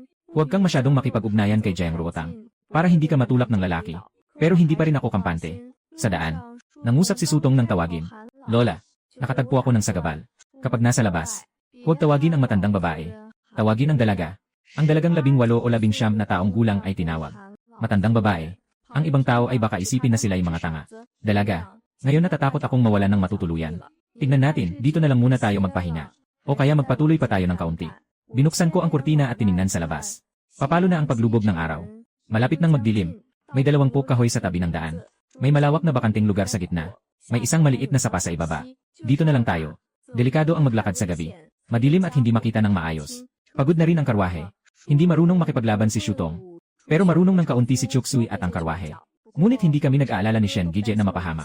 Sa aking kakayahan, bihira ang kalaban sa panahong ito. Kung may mga bihasang mandirigma na dumaan sa gitna ng gabi, hindi naman nila ako huhulihin, di ba? Sa wakas, maraming paraan para kumita ang mga bihasa. Ngunit malinaw, bilang ina ng mga kontrabida, mayroon din akong kaunting, may gulo, nakalagayan. Sa lugar na ito na walang tao, talagang nakatagpo ako ng ibang grupo. Napansin din ang kabilang panig ang pok na may tubig at lupa. Walang nagsalita ang magkabilang panig. May distansya sa pagitan. Nagtayo ng kani-kanilang tent. Magluto ng pagkain. Kapag madilim na ang paligid, ang amoy ng pagkain ay kumakalat sa bukirin. Sa tabi may 2 karwahe. Mula sa unahang karwahe, bumaba ang isang ama at anak. Mula sa likurang karwahe, bumaba ang isang ina at anak na babae na may sombrero. Kasama ang 5 o 6 na mga katulong. 2 chopper at ilang malalakas na lalaki. Mas masaya dito kaysa sa kabila. Nagtataka lang ako at tumingin ng 2 beses bago ibalik ang tingin. Hindi ko alam na ang mga nasa kabila ay labis ding nagtataka sa kanila. Yung babae na nakasuot ng dilaw na damit at may suot na sombrero ay nakatitig sa akin ng matagal. Nanay, yung babae sa tabi ay talagang matapang. Nagtangkang lumabas na kasama lang ang kanyang katulong at chopper. At nag-overnight pa sa labas. Pati si Ginang Liu ay ganito ang iniisip. Huwag mong tularan siya. Kung may mangyari sa daan, mawawasak ang buhay mo. Kahit na walang masama. Nasira na ang reputasyon na ito. Si Liu Qinghuan ay nakayakap sa kanyang ina at nagmamakaawa. Hindi magtatangkang gawin ng anak na babae. Walang ama, ina at kapatid na kasama. Hindi ko kayang lumayo. Lalo na sa ganitong liblib na lugar. Mabuti na lang at alam mo. Samahan mo akong maglakad-lakad kasama si ina. Kumain na tayo at bumalik sa sasakyan para magpahinga. Inay, masaya ba sa Jiangnan? Umiti si Ginang Liu. Masaya. Pero hindi na rin nakabalik si inay sa loob ng mahigit 10 taon. Ano na kaya ang itsura nito ngayon? Hindi malinaw. Sa gabi, maliban sa mga nagbabantay, natutulog na ang lahat. 2 ang naiwan sa tabi para magbantay. Dito sa amin, si Chaksu lang ang nagbabantay. Ang karwahe ay pinapagana ng chopper sa araw. Walang tungkulin sa gabi. Si Shutong ang magbabantay sa hatingabi. Si Chuksu ay nakatingin sa apoy. Biglang kumilos ang kanyang tainga. Naging seryoso ang kanyang anyo. Tumayo siya at bahagyang kumatok sa sasakyan. Anong nangyari? Nagising kami ni Shutong ng sabay. Yung karwahe sa tabi ng tolda ay tulog pa rin ng mahimbing. Binibini. May ingay.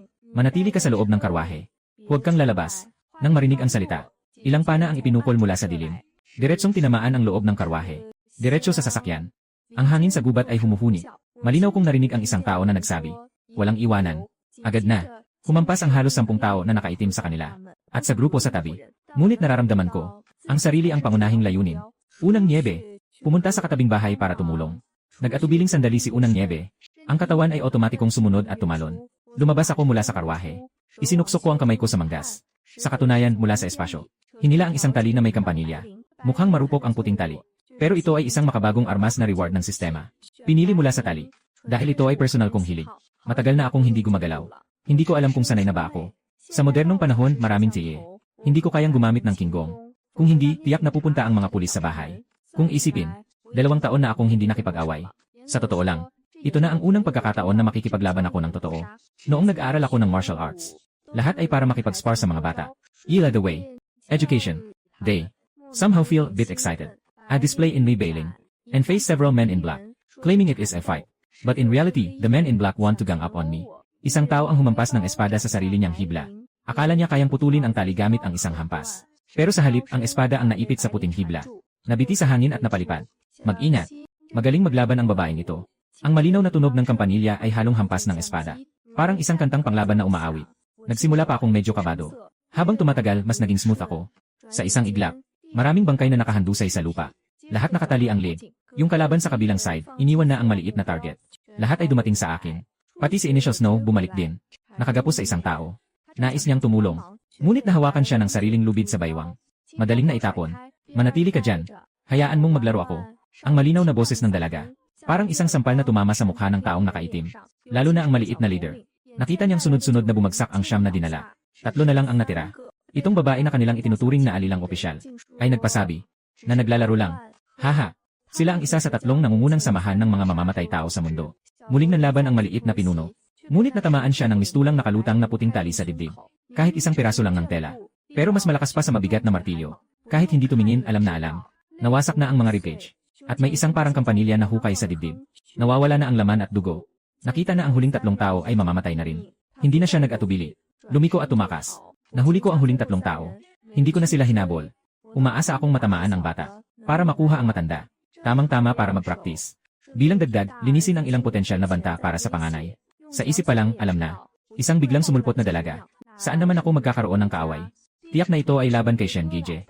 Nang umalis ako sa tahanan ng Shen, dagdag pa ang mga chismis sa lungsod. Malamang, akala ng kabilang panig ako ay babae ni Shen Gije. Gusto akong patayin. Sinasadyang pasiglahin o bigyan ng babala si Shen Gije. Dahil siya ang kalaban ng anak. Bilang ina, natural lang na ako'y mag-alala para sa kanya. Sakto lang na ako ang maging pain. Para mahuli ang mga taong ito. Kung hindi, ano ang gagawin nila kapag naghanap sila kay Jiang Wanzi o sa mga anak kong babae? Tungkol sa mga anak, maliban sa pang-5 na nawawala, ang iba ay magaling sa kanilang mga kakayahan. Walang dapat ipag-alala. Marahil ay hindi kayang talunin ng kalaban si Shen Gije. Kaya't lumipat sila sa kanyang pamilya. Itinaas ko ang paa. At tinadyakan ang bihag na may naalis na panga sa dibdib. Yare! Bastos! Yung tinadyakan ay nakapikit na umaagos ang laway. Si Chaksu. Tingnan kung makikilala kung sino siya. Si Chaksu ay lumapit sa utos. Hinawi ang damit ng taong nakaitim. Bawat isa sa kanila ay may tattoo na isang uwak sa dibdib. Blood Crow. Ang tao. Blood Crow. Miss, pabalik na po. Blood Crow ay isang grupo ng mga mamamatay tao. Bibigyan ka ng pera, gagawin nila ang trabaho. Patayin ang kahit sino. Ang mga ito ngayon ay mga bronze medal na mamamatay tao. Sa taas ay may silver medal pa. At gold medal. Kung mabibigo ang bronze medal, maaaring magdagdag ang amo ng pera para ipagpatuloy ang silver medal. Kadalasan, nagdadagdag ang amo ng pera. Kaya sa susunod na punta, malamang ay isang silver medal na mamamatay tao na. Ginoo, babalik ba tayo sa Beijing? Nag-alinlangan si Chaksu. Hindi. Pero, Ginoo, hindi titigil ang dugo ng uwak. Sa susunod na pagdating, siguro ay 10 silver medal killers. Ang kasanayan ni Shua ngayon. Kaya niyang labanan ang isang silver medal. Hindi dahil tamad siya o kulang sa talento. Dahil sa edad. Ang silver medal killer ay may 30 hanggang 40 taon ng lakas. Higit pa sa gold medal. Lahat sila ay mga eksperto sa internal martial arts na may 6 hanggang 7 dekada na karanasan. Masyadong malaki ang agwat ng lakas. Kahit gaano pa kaganda ang galaw, hindi ito makakapuno. Walang anuman. Babalik sila sa susunod. Bantayan mo ang karwahe. Ingatan mo si Shutang at ang karwahe. Naisip ko ang mga kakayahan kong ipinakita kanina. Nag-atubiling sandali si Chaksu. Tama na. Siya ay isang alipin. Pero nakakapag-isip. Pero hindi pwedeng magpasya para sa amo. Pumunta sa hukuman. Tingnan kung maaari nilang malaman kung sino ang bumili ng buhay ko. Unang niebe, isang kamay ni Chuksu. Hinila ang 2 papasok sa gubat. Tahimik na kutsero ay nagsimula ng maghukay. Naghahanda para ilibing ang mga bangkay. Kailangan kong aminin. Ang mga taong pinili ni Shen Gije ay talagang ayon sa aking gusto. Si Liu Qinghuan, na nakasaksi ng buong pag-atake mula sa tabi, ay kumikislap ang mga mata.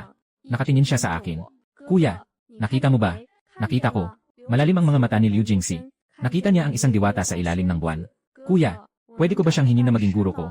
Ang puting sutla. Napakaganda. Pinipigilan ni Liu Qinghuan ang kanyang pananabik. Maganda at malakas. Tama lang ito sa kanyang pangarap. Akala niya kapag lumaki siya, magiging ganito siya.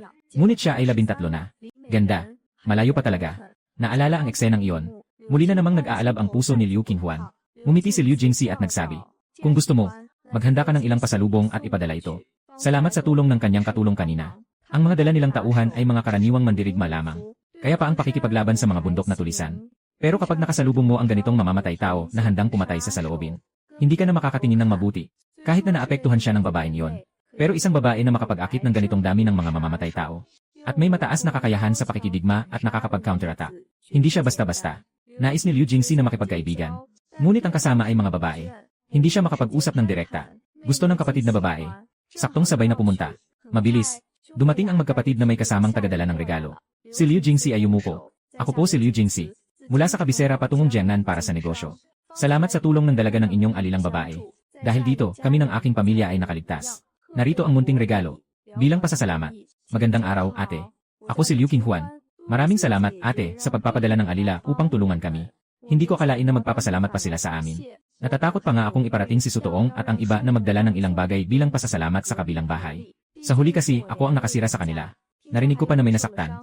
Pero hindi ko pa rin alam kung ano ang gagawin ko. Nauna na silang dumating, at may dala pang regalo. Kahit na matibay ang aking balat. Medyo nahihiya na ako. Walang kailangan na pasasalamat. Dapat akong humingi ng tawad sa inyo. Sa wakas, kayo ang nadamay dahil sa akin. Yumiling si Liu Jingxi. Bagamat ito ay dahil sa dalaga. Ngunit ang pagpili na mag-overnight dito, ay desisyon naming lahat. Sa labas, anumang hindi inaasahang pangyayari ay maaaring mangyari. Hindi ito ang unang pagkakataon na siya ay lumabas. Alam niyang kung may gustong pumatay sa iyo. Hindi na kailangan ng dahilan. Tulad ng mga mamamatay tao kanina. Karaniwan ay nakatuon lamang sa kanilang target. Napakabihirang makasangkot ang iba. Sa huli, kailangan ng pera para pumatay. Walang dagdag na bayad sa maraming pagpatay. Mas mabuting huwag makialam. Ngunit ang mga mamamatay tao kanina, agad na humiling na patayin. Ipinapakita nito na sila'y mga salarin. Ang ganitong tao, kahit sa gubat ay delikado. Ganoon din siya kakilos. Sa mga liblib na lugar, kahit mamatay, kusa itong mangyayari. Hindi kayang lutasin ng gobyerno ang kaso. Ito rin ang dahilan kung bakit niya pinayuhan ang ina na huwag magalit. Ang mga salita ni Liu Jingxi ay nagbigay sa akin ng magandang impresyon sa kanya. Dagdag pa ang anyo ni Liu Qinghuan na parang isang maliit na tagahanga na nakadikit sa akin. Mabilis na napalibutan ng tatlo ang apoy. At nag-usap-usap. Shen, ilang taon ka nang nag-aaral ng martial arts? Tingnan mo ako. Bagay ba akong mag-aral ng martial arts? Maaabot ko ba ang antas mo? Walang awa si Liu Jingxi sa kanyang mga salita. Kailangan mag-ensayo sa taglamig sa 3 siyam. Mag-ensayo sa tag-init sa 3 tag-init. Bumangon tuwing umaga sa pag-awit ng manok. Kaya mo bang gawin ito? Si Liu Qinghuan na natutulog hanggang sa mataas na araw ay walang masabi. Agad siyang nagwagayway ng ulo. Sige na, sige na. Mas mabuti pang hayaan kong bumili ang mga magulang ng isang katulong na marunong makipaglaban. Pero, Ate Shen, kailangan mo bang mag-aral ng ganito kahirap mula pagkabata? Ang galing. Hindi niya kayang gawin yan. Tamad siya. Umiti lang ako. Hindi tumango o umiling. Sa totoo lang, gusto kong mag-aral mag-isa. Hindi ko rin magagawa. Ang aking kakayahan sa martial arts ay direktang naipasok ng sistema. Ako ay isang mama na kasama sa pagsasanay. Masyado nang huli. Bakit hindi matulog ang mga kapatid? Katatapos ko lang magtanong. May dumating mula sa tabi at tinawag sila para magpahinga. Eyong Shen, uwi na tayo muna. Kung aalis ka ng maaga bukas, magkita tayo muli sa Jiangnan. Huwag kalimutang pumunta sa bahay ng lola ko. CJ, naalala ko na. Nang umalis ang magkapatid na Liu, mahigpit na itinago ang pasalubong. Inutusan kong ayusin ni Shutang. Tanungin si Chaksu. Anong nalaman? Bumalik, Ginang. May nakuha kaming impormasyon. Sila ay mga karaniwang mamamatay tao lamang. Walang karapatan na malaman ang pagkakakilanlan ng kliyente. Ngunit tinanong ng katulong ang layunin ng misyon na ito. Sabihin mo, ang kanilang layunin ay ikaw. At hindi lamang ikaw, kundi lahat ng umalis mula sa tahanan ng Shen. Na nag-isa ng mga tao ng Shen. Tumango ako. Nahulaan ko na. Lanan, may paraan ka bang makapagpadala ng sulat kay Shen Gije? Pumunta ka at sabihin mo sa kanya ang tungkol dito. Pangalagaan niya si Jiang Wanzi. Magpahinga ka na. Bukas, umaga na tayo alis. Kung may bayan sa unahan, huminto ka at magpahinga. Ikalawang araw. Nang bumaba ako, ang pamilya Liu sa tabi ay umalis na. Nakarinig ako ng ingay nang umalis sila. Pero tinamad akong bumangon. Kaya hindi na ako nagpaalam. Saka na lang kami magkikita sa Jiangnan. Maghugas. Kumain na ng almusal. Umalis na rin sila. At sa gabing yon, nakatanggap ng sulat si Shen Gije. Puno ng galit ang kanyang katawan. Nais lamang niyang humawak ng espada at pumatay. Xuanren. Sa loob ng silid, tahimik na may isang tao sa itim. Nakniel sa kanyang harapan. Bilang isang ministro, hindi dapat mag-alaga si Shen Gije ng mga lihim na gwardiya. Ngunit ang mga alituntunin ay patay. Ang tao ay buhay. Bawat pamilya ay may mga tao na lihim na humahawak ng mga maruruming gawain. Hindi na iba si Shen Gije. Ang mga taong ito ay kanyang galing sa akin. Pumanaw. Bago pa man siya pumanaw, nagsimula ng mangalap ng mga ulila. Ngayon ay kaya na niyang tumayo sa sarili niyang mga paa. Mag-imbestiga. Kung sino ang gumawa nito. Pag nalaman na, putulin ang kanyang 2 kamay at dalhin dito. Walang sumagot. Nawala na ang taong nakasuot ng itim sa loob ng kwarto. Kahit na nahirapan ako. Nakabalik din ako. Sino nang mangahas na gumalaw sa akin? Siguradong hindi siya titigil hanggat hindi siya mapapatay. Isang pares ng kamay. ay bayad sa interest. Matagal nang naayos. Muling nagsalita si Shen Gage. Xuan Yu, Xuan Ting, pumunta kayo at bantayan si Jiang Wanzi. Bahagyang gumagalaw ang mga dahon sa labas. Tahimik pa rin sa loob ng silid. Mahigit kalahating buwan na akong naglalakad. Nawawalan na ako ng pasensya. Bumili na lang ng bagong kabayo. Wala akong problema sa pera. Bumili ako ng 2 kabayo. Pinadala ang karwahe na walang laman para dahan-dahang bumalik sa Beijing. Natatakot akong magkaroon ng aksidente ang karwahe. Pati ang karwahe ay ibinenta na. Pinalitan ng luma. Dumaan sa pangunahing daan. Ganito ang itsura ng kahirapan. Hindi ito mapapansin ng mga magnanakaw. 3 kabataang babae, 2 kabayo lang. Talagang kapansin-pansin. Sa bundok, may mga tulisan na nagmamasid. May isa sa kanila na nagnanais. Pinuno, bakit hindi pa tayo kumilos? Tumingin siya ng masama sa kanya, malaking boss. Naglalakad sa mundo ng martial arts. Matanda. Babae. Bata na nag-iisa. Sila ang pinaka hindi mo pwedeng gambalain.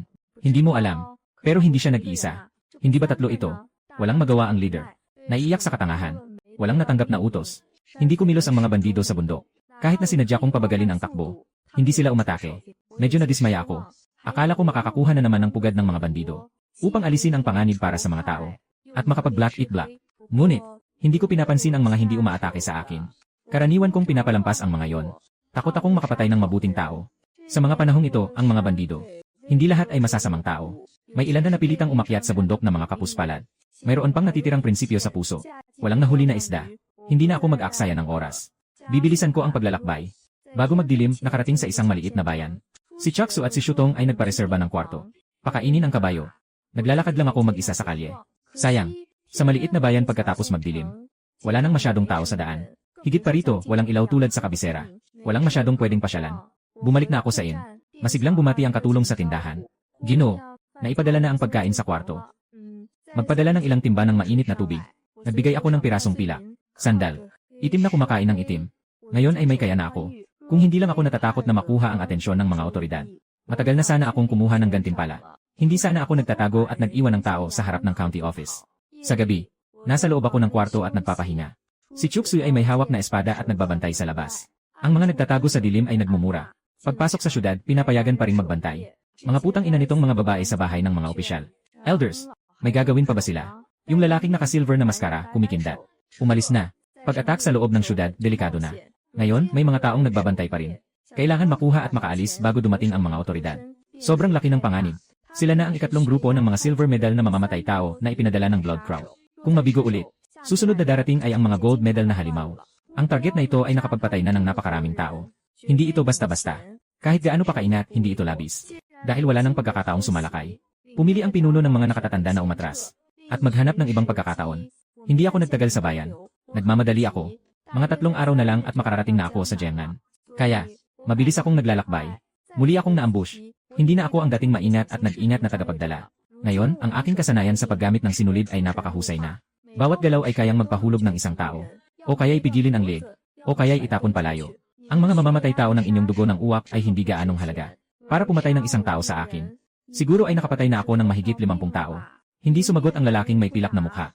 May hawak na doble ang talim, matalim at mabangis. Mas malakas siya kaysa sa lahat ng naunang mamamatay tao. Ngunit ako'y may kontrol pa rin. Nais ko sanang mag-practice sa'yo. Ngunit nagmamadali ako. Hindi na ako maglalaro. Biglang nagkawatak-watak ang aking kamay na may silken. Mga pira-piraso na may kasamang inner strength. Parang mga patalim na bumulusok papunta sa lalaki na may silver face. Hindi makaiwas ng buo ang lalaki na may silver face. Natatamaan siya at duguan ang buong katawan. Bumagsak sa lupa. Agad na nilapitan ng natitirang tauhan niya at tinulungan siyang tumayo. Nagnanais na tumakas. Siyempre, kailangan kong habulin. Ngunit naghagis siya ng isang bagay na naglalabas ng makapal na usok. Agad akong umiwas. Sino ang makakaalam kung ito ay nakalalason? Wala si Lausi. Hindi ko kayang magtanggal ng lason. Papalakpak. Biglang umingay ang palakpakan mula sa tabi ng kabubatan ng kawayan. Isang lalaking nakasuot ng pulang damit ang pumapalakpak. Na may ngiti.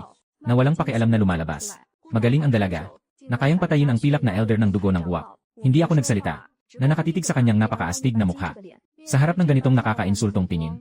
Nagninigning ang mata ni Shen Gixian ng put. Ngunit pinigilan niya ito. Dahil lang sa kamay na yon kanina mula kay Ling. At sa hitsura ng babaeng ito. Hindi masasabi na kamukha. Para siyang nai-replicate ang taong nasa kanyang alaala. Hindi niya alam kung sino na namang ipinadala ngayon. Dahil sa pagkakatulad na ito, walang problema sa kanya na makipaglaro sa kanila. Hindi ko alam kung anong babaeng bayani siya sa mundo. Maaari bang malaman ang iyong pangalan? Sa mga mata ng aking pangalawang anak na puno ng kuryente, ako'y gumiti lamang. At sumigaw. Maliit na iyakin. Ang ngiti sa labi ni Shen Gixian ay bahagyang humupa. Ano nang sinabi ng dalaga kanina? Hindi ko narinig ng maayos. Sabi ko, maliit na umiiyak. Talagang nagalit si Shen Gixian. Naging malamig ang kanyang mukha. May ngiti sa kanyang mga mata. Ngunit ang ngiti ay may kasamang lamig. Hindi ko alam kung sino ang maliit na umiiyak na tinatawag ng dalaga. Siyempre, iyon ay ang umiiyak na bata na nagmimistulang umiiyak sa tuwing may makita siyang insekto. At kapag umuulan ay sumisiksik sa aking kumot. Lene, mukhang alam ng dalaga ang kanyang sinasabi. May bahid ng pagkabahala sa puso. Ang mga lumang bagay na ito, tanging ang kanilang 6 na miyembro lang ang nakakaalam. Nakasalalay sa mga salitang balita ng mga tao sa baryo para makabuo ng hinuha. O kaya ay ito ay sinabi ng isa sa kanilang mga kapatid. Una niyang pinaghihinalaan ang nawala nilang panglima. Ngayon ay hindi na makalakad ng maayos ang panglima. Natakot siyang mahuli ng kalaban at pasukin sa tanong. Muli na namang nagdududa sa bunso. Narinig kong abala siya sa paghahanap ng kanyang kapareha. Nasa unahan na. Kahit ayaw kong isipin ang tungkol sa kapatid. Pero kapag ang isang babae ay naligaw ng landas dahil sa lalaki, parang naubos na ang isip niya. Saksi na siya sa marami. Parang kanyang tiya. Sa huli, hindi lang pinabayaan na patayin at itapon sa libingan ng mga aso. Kahit ang ari-arian ng lolo ay ninakaw pa ng lalaking iyon. Kung hindi siya bumalik para maghiganti, yung 2 anak ni Tia ay naging mga pangunahing babae sa bahay aliwan. Kaya nga, tama ang sabi ng nanay. Isip ng taong nahuhumaling sa pag-ibig. Kahit aso ay hindi kakainin. Hinala niya na noong araw ang mga ligaw na aso ay hindi rin magpapakita ng respeto sa utak ni Tia na sobrang tanga. Sa puso ay puno ng pag-alinlangan. Ngunit sa mukha ay walang nakikita. Patuloy lang na tinitingnan ako. Sobrang kamukha niya. Hindi lang mukha, pati tingin. At kurba ng labi ay pareho. Pero may mga bagay na hindi pareho. Ang kanyang ina ay laging nakasuot ng simple. Hindi katulad ng dalagang ito sa harap, na nakasuot ng makulay at magarbong damit. Pulang damit, berdeng palda, gintong sinturon, asul na sapatos, pulang agate na kwintas, may sutla sa kamay, may mga makukulay na bulaklak sa buhok. Talagang isinusuot ang lahat ng kulay na magagamit. Kung kailangan talagang ilarawan. Sa tingin niya, ang suot na ito ay parang isang loro. At ang mga daliri na humahawak sa seda. Ang maliwanag na pula ay labis na nakakasilaw. Ang mga daliri ng kanyang ina ay palaging malinis at maputlang rosas. Hindi kailanman naglalagay ng ganito. Wala akong masabi. Iyan ay dahil wala. Mga maliit na umiiyak, na nakatulala. Bakit hindi ka nagsasalita? Nang makabalik sa katinuan si Shen Gixian, muling nagpakita ng kanyang mapaglarong anyo. Talagang nakatulala siya. Ang ganda ng dalaga. Ay may tuturing na pambihirang kagandahan. Talaga ba? Hindi naman nagpapahuli ang ating maliit na iyakin. Hindi naman labis ang sabihin na parang mga isda at mga gansa. Sinasabi ko ito ng taos puso. Mula pa pagkabata, guwapo na ang batang ito. Noon sa nayon, nakaabo siya at hindi ito halata. Ngayon, suot niya ang pulang damit. Talagang halimaw. Lanan. Medyo pamilyar ang kombinasyong ito. Parang ginaya mula sa paborito kong karakter sa anime. Paano mo nalaman ang palayaw ko? Baka naman may lihim kang pagtingin sa akin. At sinadyang nag-research. Si Shen Gixian ay tila nakangiti ngunit hindi. Yung mga mata niyang may pulang mansa. Parang kuryente na umaabot sa akin ng 10,000 boltahe. Kung hindi ko siya nakita na umiihi sa pantalon, natatakot akong maglalaway na ako. Hindi naman ako malandi. Parang siya yung tipo ng magandang babae sa anime na gusto ko na biglang naging totoo. At patuloy na nagpapansin sa akin. Sino ang makakayanan nito? Sayang. Ito ang pangalawang anak ko. Kaya hindi lang ako kayang tiisin. Mayroon pang malalim na tingin. Maliit na iyakin. Tingnan mo ang mukha ko. Hindi mo ba ito nakikilala? Hindi naman siguro. 10 taon lang. 10 taon. 10 taon lang. Sige na nga. 10 taon ay medyo matagal. Ang mga larawan sa panahon ito ay abstract. Hindi naman siya masyadong bata noon. Normal lang na hindi maalala. Pero medyo nakakainis pa rin. Hindi ko pa siya nakita. Parang isang diwata na lumabas mula sa isang obra. Ang ngiti ni Shen Gixian ay nananatiling peke. Ngunit ang kanyang mga mata ay malamig. Lene, ayaw niyang makipag-ugnayan. Gusto ko talagang malaman kung ano ang plano ng taong nasa likod nito. Gusto ba niyang gamitin ang mukhang ito para makapasok sa pamilya? Upang makuha ang kayamanan nila? O gusto niyang gamitin ang mukhang ito para magplano laban sa buhay ni Shen Gije? Pinapanood niya lang ang mga pangyayari. Nakikita kong kalmado siya. Walang saya sa muling pagkikita matapos ang matagal na panahon. Wala ring nakitang mga patay na muling nabuhay. Kaya't naniwala siya na talagang hindi na niya naalala. Sa kabila ng lahat, ang pangalawang anak na ito ay hindi masyadong matalino mula pagkabata. Nang inampon ko siya ay nawalan na ng alaala. At nagkaroon ng masamang ugali sa pagkakaroon ng mahinang memorya. Hindi na ito nakakagulat. Noong mga panahong iyon, ganito na siya. Tanungin mo siya kung ano. Sinasabi niyang hindi niya matandaan. Sige na. Kung nakalimutan, nakalimutan na. Kung sasabihin kong ako ang iyong ina, siguradong hindi ka maniniwala, di ba? Nananatiling nakangiti si Shen Gixian. Nagtatawa lang ang dalaga. Sa ganitong edad mo, sasabihin kong masyadong magaan ang aking ina. Parang mas nakikita ko ang aking di pa nakikitang asawa. Hindi pa natatapos magsalita. Bigla siyang pinukpok sa ulo. Bastos na bata. Anong sinasabi mong kalokohan? May lakas ka bang maghanap ng asawa na katulad ko? Matutumba ka na. Sabi ko na. Binilisan ko pa siya. Parang gusto kong punitin ang tubig sa utak niya. Hindi ko kayang panoorin ang mga laro ng anak ko. 1-1, klase ni King. Naghahanap pa siya ng kapalit ko. Lalong tumitibok ang balahibo ko sa ulo habang iniisip ko yon. Nagalit. Diretsong hinawakan ng tainga ni Shen Gixian. Sumigaw. Narinig mo ba? Narinig. Nakarinig na. Sagot ni Shen Gixian nang walang isip. Nang makabawi siya. Puno siya ng galit na pumatay. Hinugot ang kanyang malambot na panggugulpi. Nais niyang patayin ang babaeng ito na naglakas loob na humawak sa kanya. Anong mga tao sa likod? Anong mga pag-aalala? Lahat ay itinapon sa likod ng isip. Alam lang niya, maliban sa pamilya at sa magiging asawa, walang makakapaligid sa kanya. Yung babaeng ito ay nangahasirain ang kanyang pangalan. Sasagutin niya ito ng buhay. Kapag nakita kong may gagawin siya, hihiwalay ako sa kanya. Magpapalit ako ng hakbang. Lumayo ka ng ilang hakbang. Bigyan siya ng espasyo para makapagpakita. Tama lang. Susuriin kung nagbabadya ba ang batang ito sa mga nakaraang taon. Ang mahahabang panghampas ay may kasamang lakas na sumasalakay. Hindi ako nagmamadali, inihagis ko ang aking sariling lubid. Nakipaglaban kami sa isang lugar. Muling umingay ang malinis na tunog ng kampanilya. Ang mga dahon ng kawayan ay unti-unting nahuhulog habang naglalaban ang dalawa. Si Shutang at si Chapsu ay hanggang sa puntong ito ay naguguluhan. Bakit nag-away ang ikalawang binata at ang matandang ginang? Hindi ba't siya ang inang alaga ng ilang mga Panginoon? Ikalawang binata. Hindi makilala ang kanyang inang alaga. Pareho silang nagulat. Ngunit ang mga tao ni Shen Gixian ay mas kalmado. Lahat sila ay maayos na nagbabantay sa mga kalakal. Walang takot na matatalo ang kanilang Panginoon. Hanggang makita nilang ang aming Panginoon ay nasa ilalim ng sitwasyon. Doon lang nagsimula ang lahat na magpanik. Sino bang batang ito? Bakit kaya niya napapabagsak ang aming Panginoon? Noong nakaraang beses, ang nakapagpabagsak sa Panginoon ay si Yanyi, 3 anak na babae. Kung alam lang sana namin, dapat ay inanyayahan na namin si Yanyi. 3 anak na babae na samahan kami sa pagdadala ng kargamento pabalik sa Beijing. Ngayon, ganito na ang nangyari. Hindi siya inimbitahan. Nakatagpo ang amo ng matigas na kalaban. Huwag magpanik. Walang masamang balak ang dalaga. Hindi siya papatay. Basta't walang masama sa amo. Kung kailangan niya ng pera, ibigay mo. Kapag bumalik ang ikatlong dalaga, bawiin mo na lang. Bagamat ang kakayahan ni Shen Gixian sa martial arts ay hindi ganoon kagaling sa kanilang pamilya. Hindi siya bihasa. Pero siya ay pinalaki ng sistemang may mataas na pamantayan. Sa labas, sa edad niyang ito, sa kakayahan niyang ito, isa na siyang mahusay na mandirigma. Sayang, noong nakaraan, sapat na ang kakayahan. Ngunit ngayon, kulang na ito. Matapos ang isa pang laban, nasa kamay ko na ang panghampas ni Shen Gixian. Nawala na ang sandata. Talo na siya. Tinalo na siya. Tumingin si Shen Gixian nang may komplikadong damdamin sa kanyang kalaban. Makulay. Dalaga. Talagang mataas ang kakayahan ng dalaga. Humahanga ako. Ngunit, nagbago ang kanyang tono. Tumingin siya sa akin na may ngiti. Sa aking isipan, tanging ang pamilya ko at ang magiging asawa ko ang pwedeng humawak. Ang ginawa ng dalaga, hindi ba't may tunay na interes siya sa akin? Pati na ang pag-alam sa petsa ng aking pagbalik sa kabisera. Sadyang naghintay dito. Upang makuha ang aking atensyon. Kailangan kong sabihin. Talagang kahanga-hanga ang paraan ng dalaga. Ako po. Nahuli mo ako. Nakilala ni Shen Gixian ako. Pero ngayon ayaw ko nang kilalanin itong pangalawang anak na lalaki. Yung matapang na si na nakakaumay na. Sino ba ang nagturo sa kanya? Noong araw, ako yung nagbabasa ng maraming kwento tungkol sa matapang na si sa sinaunang panahon sa mga bata. Sa puso ko, ayaw kong aminin. Nakita siyang gusto na namang manakit. Agad na nagpaubaya si Shen Gixian. Anak, huwag kang gagawa niyan. Nagkamali ako. Pag nakita kita, pakiramdam ko parang nakikita ko ang kapatid kong babae na hindi ko pa nakikita. Kaya natuwa ako at umingit ng konti. Ibinalik ko ang pamalo. Simulan mong balutin ang iyong pulso ng sutla. Tinutukan ni Shen Gixian ang kanyang nakagawian. Lumalalim ang kanyang tingin. Sa susunod na magbibiruan ka, gawing mas maliwanag ang mga mata mo. Huwag mo akong gawing katulad ni Wanwan.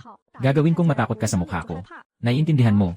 Halos hindi na kayang itago ni Shen Gixian ang kanyang ngiti sa galit. Gusto niyang sumagot ng mura. Akala niya sino siya, na magtuturo sa kanya. Lane, kapag nalaman na ang pinagmulan nitong babae, agad niyang tatawagin si Sansi na patayin siya. Dahil sa mukha niya, gagawin niyang makalungkot ang pagkamatay niya.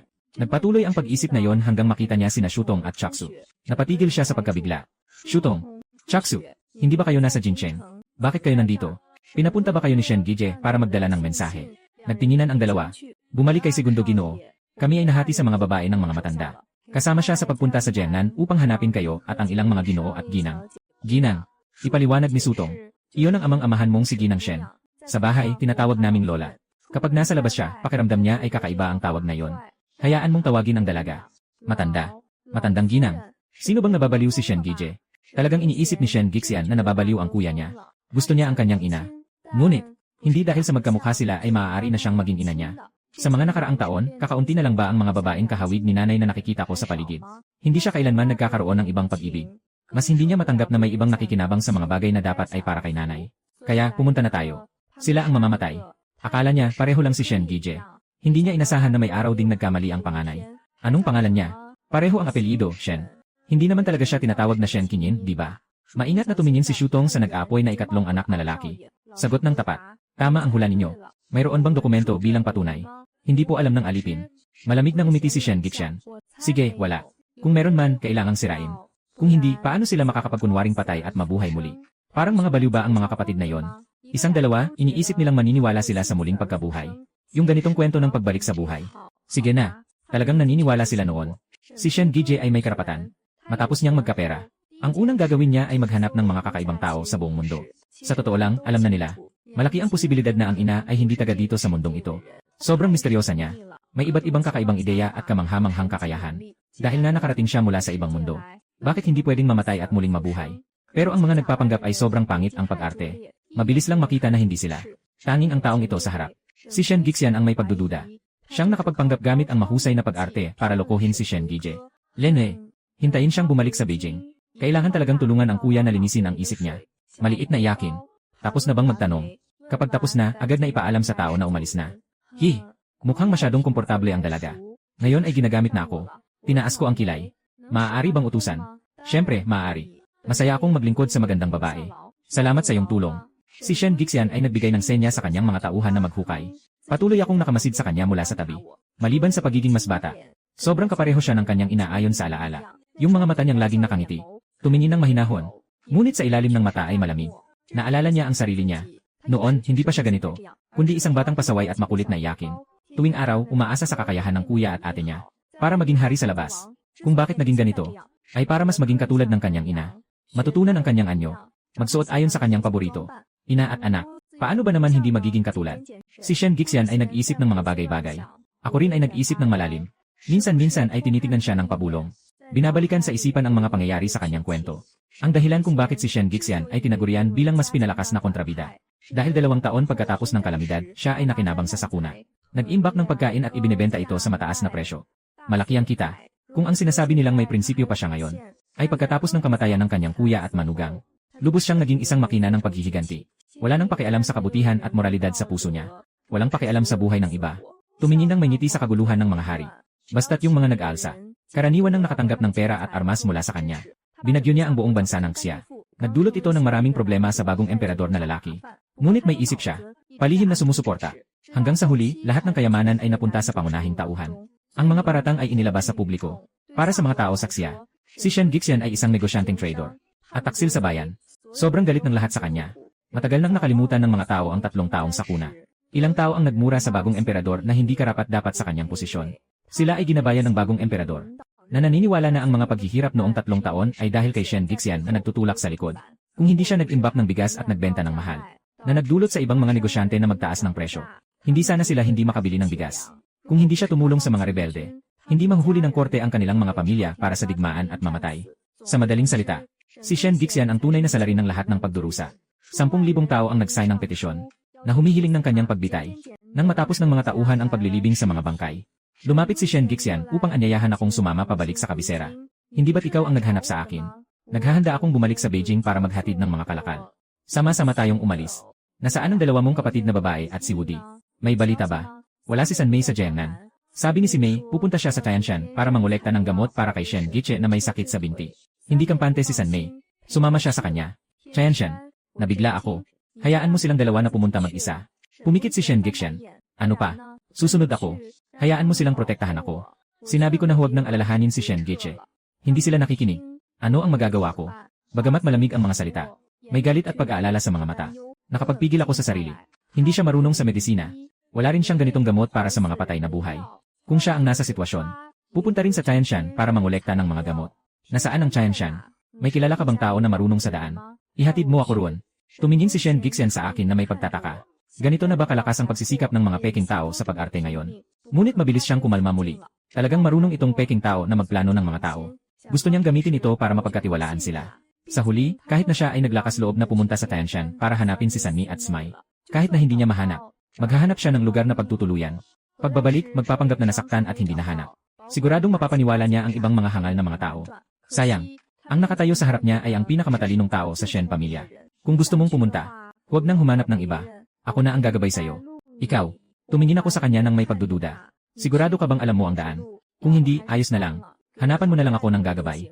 Si Shen Gixian ay naniniwala na nahuli niya ang kanyang plano. Nang marinig niya ang kanyang pagtanggi, lalo pa niyang nalaman. Kaya't napagpasyahan niyang kailangang siyang mabuking. Nakangiti ang mga mata niyang parang peach blossom habang tinitingnan ako. Hindi na kailangan ng iba. Sila ang 3 at 4 kong kapatid na babae. Mas nag-aalala ako sa kanila kaysa kanino paman. Dahil kung nasa kanila ang babae, naniniwala akong kaya mong protektahan ako. Nawawala ako sa sarili. Naalala ko ang maliit na batang may magandang mukha na nakahiga sa aking mga bisig, na may malambing na boses na nagtanong, "Mama, palaging poprotektahan mo ba si Xianxian?" Basta't nandyan ka, Mama. Walang sinuman ang makakapagpahamak sa inyo ng mga kapatid. Naisip ko ito. Nakita ko sa aking mga mata ang galit. Tama. Nandito ako. Walang sinuman ang dapat humawak sa aking anak bilang hakbangan. Tumingin ako kay Shen Gixian. Ang aking mga mata ay seryoso at matatag. Basta't nandito ako. Walang sinuman ang makakasakit sa inyo, mga kapatid. Biglang napatigil si Shen Gixian. Ang parehong salita ay nagbalik ng kanyang alaala. Noong bata siya, akala niya siya ang pinakamasayang bata sa mundo. Dahil mayroon siyang pinakamagaling na ina sa mundo. Noong bata siya, natatakot siya sa mga ahas, insekto, at daga at umuwi na umiiyak. Dinala niya ang kanyang ina upang alisin ang mga pugad ng mga ahas, insekto, daga, at langaw. Ang kanyang ina, palagi siyang inaalagaan. Kapag may ibang tao na pumunta, kapag siya ay nakagawa ng gulo, kapag siya ay ayaw makinig at nalulunod, at kapag naglalaro sa templo at nakatagpo ng mga taong nagpapalakpak, para siyang isang all-powerful na Diyos. Laging lumalabas siya sa bawat pagkakataon ng buhay at kamatayan. Sinasagip siya ng paulit-ulit. Kaya, ganitong tao. Paano naglakas loob ang mga taong ito na paulit-ulit na gamitin ang kanyang mukha para lokohin siya? Muling tumigas ang puso ni Shen Gixian. Tulad ng, hindi na. Walang makakapalit sa pwesto ng ina. Upang tamasahin ang lahat ng para sa kanya. Sabi niya ng may kalmadong tono. Dahil handa kang protektahan ako. Sama-sama na tayo. Magpapaalam muna ako. Pupunta ako upang ayusin ang mga tauhan na magdadala ng kargamento pabalik sa kabisera. Tumango ako bilang pagsangayon. Nararamdaman ko ang pagbabago ng kanyang damdamin. Ngunit hindi ako nag-aalala o nagagalit. Sa halip parang maganda ito. Ang hindi pagtawa ay ang kanyang tunay na emosyon. Yung taong laging may ngiti sa mukha. Mukhang hindi totoo. Xianxian. Sa pangalan pa lang, alam nang ito ay isang mapanganib na lugar sa mundo ng martial arts. Kahit na madalas kong nakakalimutan na ito ay isang mundo sa loob ng libro. Pero ang mga pamilyar na pangalan ng lugar ay palaging nagpapaalala sa akin. Noong nakulong pa ako sa baryo, hindi ko alam ang tungkol sa mundong ito ng higit sa 10%. Kaya hindi ko alam ang tungkol sa Tianshan. Pero bigla kong naalala isang bahagi sa libro. Sa katapusan ng taon, ang kasiyahan ng matandang emperador. Ang pangunahing tauhan, si Xiao Jones, ay magbibigay ng isang bihirang halamang gamot mula sa Tianshan. Herbal na halaman. Sa pagbasa pa lang ng pangalan, alam mo na may kakayahang magpasigla ng buhay. Lubos na natuwa ang matandang hari nang matanggap niya ito. Malaki ang kanyang iginawad kay Xiao Jones. Sa huli, nagsimula nang bumaba ang kanyang kalusugan. Ang ibang mga anak ay umaasang mamatay na siya agad. Tanging ang pangunahing lalaki lang ang nag-aalala sa kanyang kalusugan. Kung titignan lang natin ang nobela, ang ganitong kwento ay karaniwan kong binabaliwala. Ngunit ngayon, hindi ko maiwasang mag-isip ng higit pa. Kailan kaya nakuha ang halamang buhay na ito sa Tianshan? Baka kailangan din ni Shen Giche ang halamang buhay para sa kanyang binti. Baka hindi naman ayaw ni Lao Wu na gamutin ang binti. Kundi wala lang gamot. Ayaw lang niyang mag-alala ang kapatid na babae. Sa katunayan, ang halamang ito ay malamang na isa na lamang sa buong mundo. Kung ganito nga, kailangan kong makuha ang halamang gamot na ito. Wala namang silbi sa matandang emperador. Siyempre, matanda na siya. Pero ang pangunahing dahilan ay dahil sa pagkalason. Kahit anong ganda ng bagay na ito, wala rin siyang makukuha. Siyempre, kahit na may silbi, sasali rin ako. Shutong. Unang niebe. Dalaga. Agad na nagbigay galang ang dalawa. Hintayin niyo ang ikalawang Ginoo na bumalik sa Beijing kasama ang kanyang caravans. Pupunta ako sa Tianshan. Nag-aalangan si Shutong. Miss, baka pwede kaming sumama. Inutusan kami ng Ginoo na alagaan ka. Pero sinabi rin niya, di ba? Nasundin niyo ang lahat ng sinasabi ko. Hindi naglakas loob si Shutang na tumutol. Kaya't sumang-ayon na lang siya. Nahihirapan na ang dalawa. Natatakot sa galit ng mga matatanda. At hindi makapagrebelde sa akin. Ako'y magaan ang loob. Ngunit si Shen Gixian ay hindi. Hindi siya kasing galing ko sa sining ng pakikidigma. Natatakot siyang mapatay o makidnap bilang hostage sa daan. Para sa kaligtasan, may 2 eksperto sa tabi ko. May 7 eksperto pang nakatago sa dilim. Akala ko hindi ko alam. Tumakbo ng mabilis ang 4 na kabayo. Pakiramdam ko halos masira na ang buong katawan ko. Pagkatapos ng dilim, pumunta siyang manghuli ng hayop at mangolekta ng kahoy. Sila ay nagpapakain sa mga kabayo. Sa loob ng 2 araw, mahahabol na natin sina Xiao Wan at Xiao Nian. Si Shen Gixian ay sumagot ng malamig. Umalis sina Shen Giwan at Shen Ginian isang araw bago siya bumalik sa Beijing. Sinisikap nilang magmadali. Malaki ang posibilidad na mahahabol nila. Pero kung sila rin ay nagmamadali, kailangan talagang magkita na lang sila sa Tianshan. Tinanong ko, hindi ba't sinabi mo noong bata ka na gusto mong ayusin ang daan? At baguhin ang karwahe? Isa lamang yon na biro ng bata. Sa nakaraang 10 taon, kamusta na kayo ng mga kapatid mo? Naisip ni Shen Gixian na ang babaeng ito ay nagtatanong tungkol sa kanilang pribadong buhay. Sinasadya lang. Siyempre, hindi masama. May bahay, lupa, at pera. Ngunit kulang lang ng isang tao. Sa katunayan, kulang ang isang tao na ito. Sila'y nagkaroon ng pagdududa sa buhay. Kung hindi dahil sa mga kapatid sa paligid, may nakaba pang hindi niya napaghihiganti. Takot akong matagal na siyang sumama sa kanya. Pero hindi ko alam. Ang sagot ni Shen Gixian ay pareho sa mga salitang ginamit ko para aliwin ang sarili ko nang bigla akong ibinalik sa modernong panahon. Nang umalis ako, si Shen Gije ay 18 na taong gulang. May titulo na bilang isang scholar. Handa nang kumuha ng pagsusulit para sa Jinshi. Sa sinaunang panahon, 18 taong gulang na ay kaya nang magpakatatag mag-isa.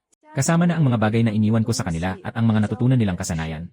Sa palagay ko, kahit ano paman, hindi sila magiging sobrang hirap ang buhay. Tapos na maghugas ng kabayo. Nagsimula ng mag-ihaw ng manok ang mga kasama ko. Hintay na lang nilang kainin. Sa kasalukuyan, sina Shen Giwan at Shen Ginian na nagmamadaling maglakbay. Hindi talaga nila plano tumigil. Bihira lang makakuha ng balita tungkol sa buhay na damo. Matagal nilang pinag-isipan bago nila nakuha. Hindi lang sila ang naakit. Marami sa mga matandang lalaking nagsisimula ng mabulok ang katawan ang gustong mabuhay pa ng ilang taon. Para sa pag-iingat, hindi sila matapang na magpahinga ng sobra. Kung hindi lang sila natatakot na mapagod si Ma, hindi sana nila ipinatutupad ang 2 oras na pahinga araw-araw. Sa bawat lugar na may ari-arian ang pamilya Shen, sila'y nagpapalit ng kabayo at nagpapatuloy. Kung kaya ba ng katawan, nakasalalay sa espesyal na gamot na ginawa ni Shen Ginian na nakakapagpasigla. 8. May isang sirang templo sa unahan. Dito na tayo matulog ngayong gabi. Habang sila ay lumalapit. Ngunit napansin na maraming tao sa loob. Si Shen Giwan ay nagkunot ng noo. Ano ang gagawin? Papasok ba o magpapatuloy sa paglalakbay? Batay sa prinsipyo na mas mabuting walang gulo. Si Shen Giwan ay nag-isip na umalis. Ngunit biglang may narinig na malinaw na boses mula sa templo. Mga Ginoo, 2 kayo. Ang pagkikita ay isang kapalaran. Pumasok ka at magpahinga.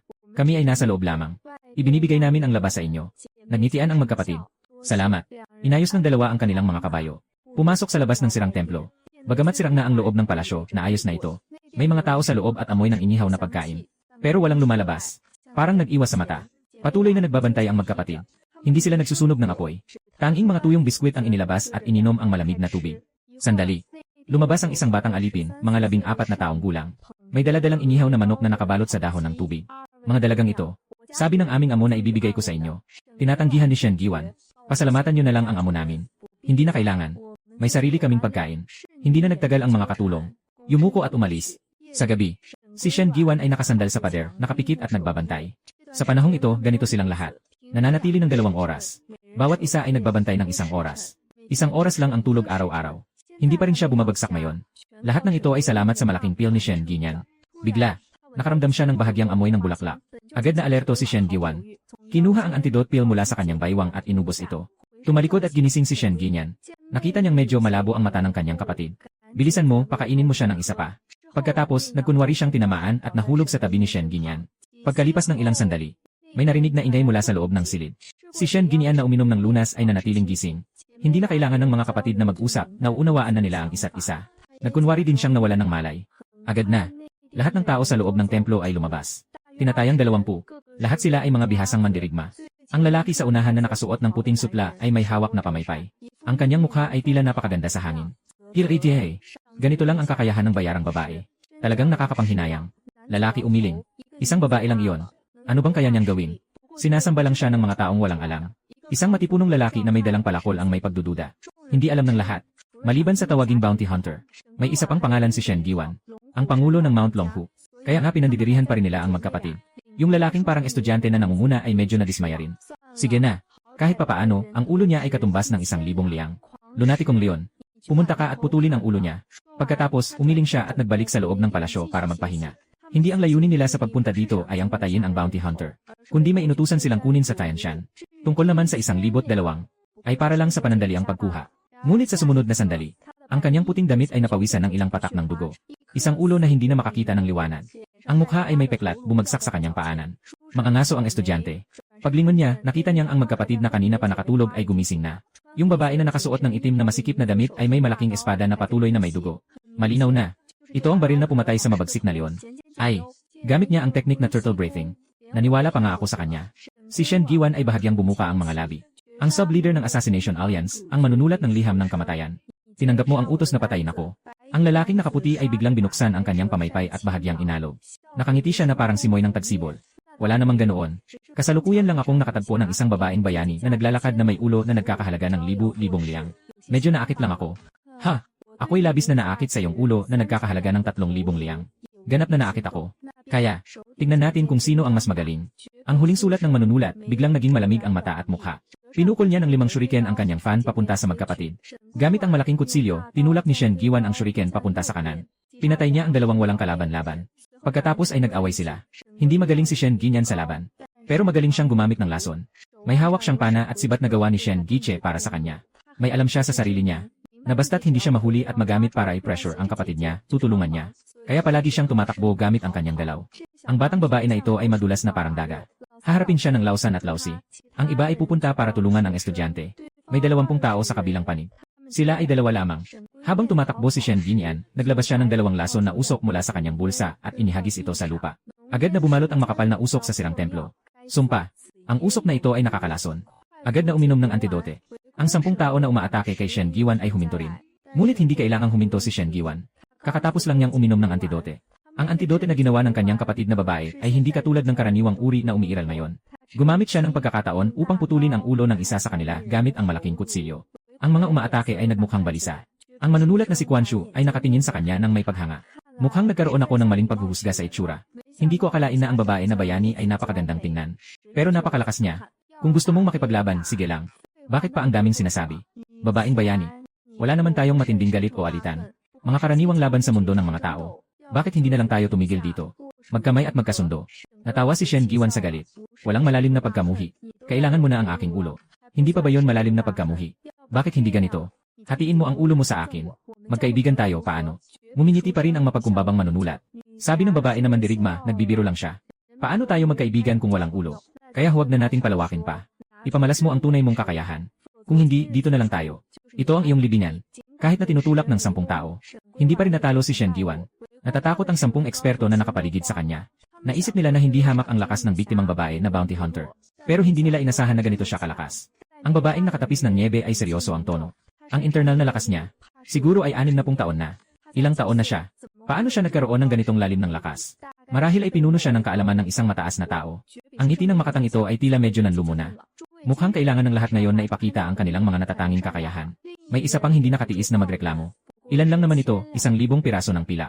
Sabi ko na huwag nang palawakin pa ang usapan. Pero ayaw niyong makinig. Lene, pinatay niya ang napakaraming tao sa mundo ng mga mandirigma.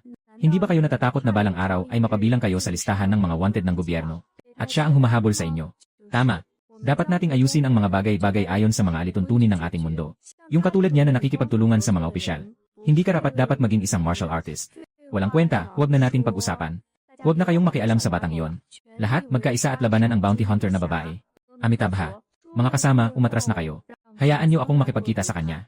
Isang kabataang nakadamit ng monghe na matagal nang nagmamasid ay sa wakas ay nagsalita. Oh, sa wakas ay nagpasya na ang demonyong monghe na kumilos. Kayong dalawa ay mga bihasang tao na pinuno ng karunungan. Hindi alam kung sino ang mas malakas. Gustong-gusto ng mga tao sa mundo ng martial arts ang ganitong laban. Walang tumatanggi. Lahat ay huminto at umatras. Amitabha. Mangyaring magturo, ginoong mandirigma. Hindi natuwa si Shen Giwan sa kanyang pagpapanggap. Pinakamahilig sa pagpatay ng mga bata. Ay naniniwala pa sa Buddha. Talagang nilalapastangan ang kasuotan. Ang abang mong monghe ay walang iba kundi ang tulungan silang makaalis sa mundong ito ng purgatorio. At pumunta sa kaluwalhatian. Ayaw nang makinig ni Shen Giwan sa kanyang mga panghuhula. Huwag hintayin siyang matapos, agad siyang sumugod gamit ang malaking espada. Hindi rin umatras ang halimaw na monghe. Nakatakda ang kanyang tungkod sa harap niya upang harangin ang isang palo. Ang lakas ng kanilang inner strength ay nagpasabog sa sirang templo hanggang sa bumagsak ito, habang walang pigil na pinapalabas ang kanilang inner power. Ang mga nakatingin sa paligid ay umatras na sa malayo. Habang nanonood ang manunulat, hindi niya nakakalimutang hanapin si Shen Gi na matagal nang nakatakas. Pero ang daming pwedeng pagtaguan sa kalagitnaan ng gabi. Si Shen Ginyan ay marunong din sa paraan ng pagtago sa ilalim ng tubig. Sa ngayon, talagang hindi niya mahanap ang tao. Mas mabuting paalisin na lang nila ang mga lugar na pwedeng pagtaguan sa paligid. Mataas ang kakayahan ni Shen Giwan sa martial arts. Pero hindi pa rin siya ganap na makapangyarihan. Sa edad na ito, nakapag-develop siya ng napakalalim na internal energy. Ito ay resulta ng pagsisikap ni Shen Qingyin na magpasuso ng mga mahahalagang likha mula sa langit at lupa.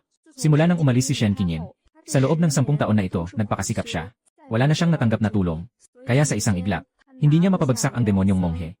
Sapagkat ang demonyong monghe ay binigyan ng ordination ng 2 tao. Ang kanyang internal na lakas ay lampas na sa 100 taon. Samantalang siya ay may 68 taon lang na internal na lakas. Ang kanyang kalamangan ay nakasalalay sa mataas na antas ng kasanayan sa martial arts at mga teknik na natutunan niya. Bihira ang seryosong ekspresyon ni Shen Giwan. Ang demonyong monghe ang pinakamalakas na kalaban na kanyang nakatagpo sa loob ng 24 na taon. Siyempre, hindi kasama ang kanyang ina. Matapos muling magbanggaan ang kanilang mga armas. Pareho silang naitaboy ng 10 yarda. Ang tingin ng demonyong monghe kay Shen Giwan ay puno ng uhaw sa dugo at kabaliwan. Talagang ang galing mo. Umiti si Shen Giwan nang hindi nagsasalita.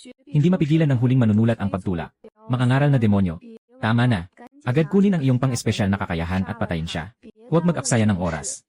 Ganito kalakas na babae. Namatay na siya. Sayang naman. May panghihinayang sa tinig ng demonyong monghe. Lene, kung gusto mo ang aking ulo, hindi pa kayo kayang gawin yan. Muling naglaban ang dalawa. Nabasag ang mga bato sa epekto ng kanilang lakas. Naging buhangin at humangin. Bigla, nakita ni Shen Giwan na natagilid ang anyo ng demonyong monghe. Magandang pagkakataon. Agad siyang gumamit ng kanyang kakayahan upang lumapit. Ang mahabang kutsilyo ay bumagsak ng pahalang. Hindi nakuha ni Shen Giwan na putulin ang ulo ng demonyong monghe. Sa katunayan, mayroong higit sa 10 tao na nagmamasid ng mabuti. Tunay na magaling siya sa martial arts. Kahit sino dito, kung makipaglaban ng mag-isa, hindi siya mananalo. Pero ang mga taong ito ay hindi mga gentleman. Hindi nila ipinapakita ang patas na laban. Kung magsasama-sama sila, hindi sigurado kung makakatakas siya ng ligtas. Siyempre, hindi nag-uusap ang mga tao sa wulin tungkol sa pagtutulungan. Kahit na pumatay siya ng demonyong monghe nang hindi sinasadya, walang maghihiganti para sa kanya. Magkakaroon lang ng takot na magpapalibot sa kanya at papatay sa kanya. Sapagkat ang demonyong monghe na yon na ang pinakamalakas sa kanila. Mag-ingat kayo lahat. Hindi pa naalis ang laso ng usok kanina. Pinipigan ng demonyong monghe ang sugat sa kanyang baywang at tiyan. Tinitiis ang sakit. Ano? Sinubukan ng lahat na gamitin ang kanilang panloob na lakas. Talagang nakaramdam ng kakaiba sa kanilang katawan. Paano ito posible? Ang dala namin ngayon ay mga lunas sa lason mula sa Medical Immortal Valley. Mahal ang mga lunas na ito. Hindi rin marami ang naihanda ng Medical Immortal Valley. Kung hindi dahil sa nagbayad ng malaking halaga ang employer para bigyan sila ng tig 10 piraso. Hindi rin sila naglakas loob na subukan ang Tianshan.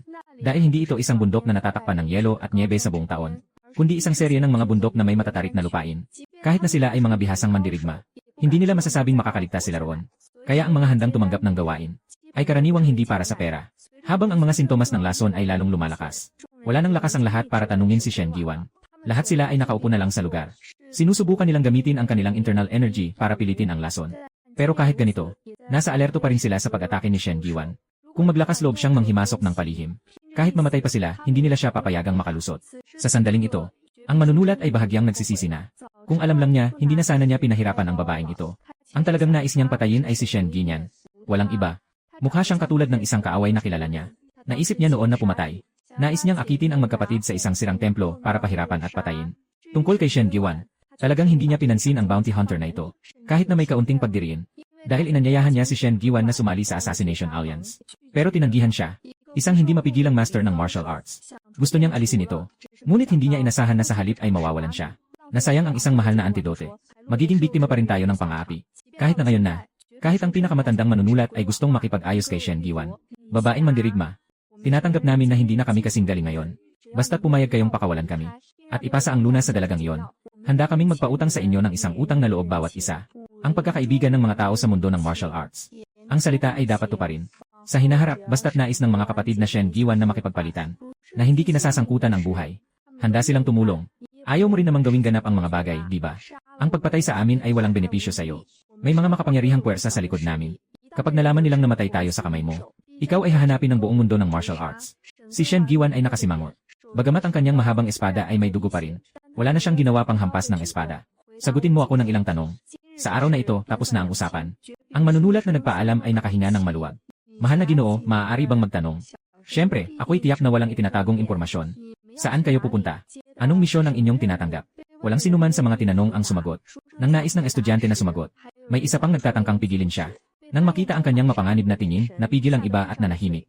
Ang misyon na ito ay hindi naman kahiyahiya. Kinuha namin ang kontrata mula sa royal na pamilya ng Qi. Pupunta kami sa Tianshan para kumuha ng halamang gamot na tinatawag na buhay kamatayan. Buhay kamatayan. Si Shen Giwan ay nagkunot ng noo. Hindi ko pa narinig iyon. Lumabas si Shen Giwan mula sa dilim upang ipaliwanag ito sa kanya. Ang buhay at kamatayan na damo ay kabilang sa mga mahiwagang bulaklak at damo. Sa mundo, ito ay isang alamat lamang.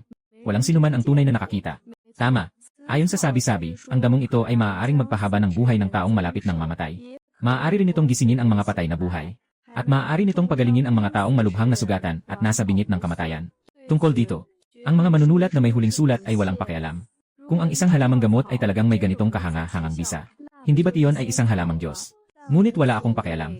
Basta't hindi na antala ang bayad.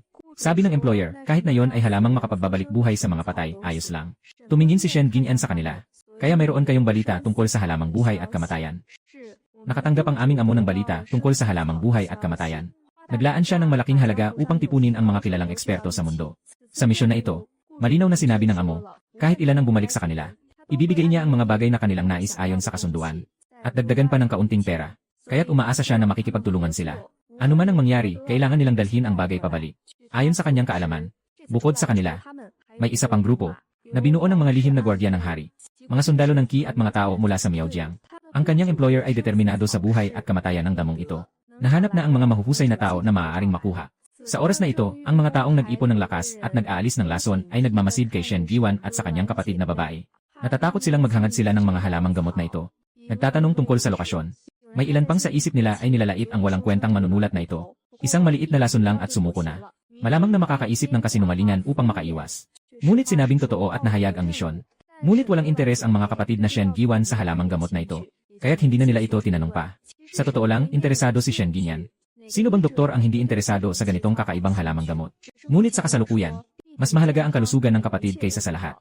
Kayo ay bawat isa ay magdala ng 2 bagay bilang katibayan. Na ibinigay ang mga katibayan. Ibibigay namin sa inyo ang lunas. Kayo ay mga kilalang tao sa mundo ng mga bayani.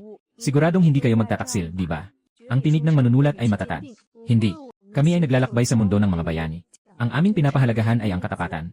Kung sakaling may isa sa inyo dito na hindi nais tuparin sa hinaharap, maaari kayong pumunta sa Absolute Kill Alliance para sa akin. Tiyak na tutulungan ko kayong makuha ang katarungan. Siyempre, kung may sinuman na hindi nasisiyahan sa aking pangako sa mga babae, maaari rin silang hindi magbigay ng simbolo. Tungkol sa mga hindi nagbibigay, kung sila ay papatay ni Shen Giwan o mamamatay sa laso ni Shen Giwan, ay wala nang kinalaman sa kanya. Ngayon, kahit sino na may hilig sa pagpatay ang narito, walang makakaligtas sa 20 taong ito. Tungkol sa mga puwersang nasa likod nila. Basta't mapatay ang mga saksi. Dito sa liblib na lugar na ito, sino ang makakaalam na pinatay sila ng bounty hunter? Nakita na ng manunulat na walang kapantay. Si Shen Giwan ay hindi ganong tao na mahilig pumatay. Kaya't nagmungkahi na bilhin ang buhay gamit ang utang na loob. At hindi niya iniisip na ang kayamanan ay makakapagpabago kay Shen Giwan. Tanging ang kanilang utang na loob, ang may pinakamahalagang halaga. Talagang nagkaroon ng pagnanasa si Shen Giwan na pumatay.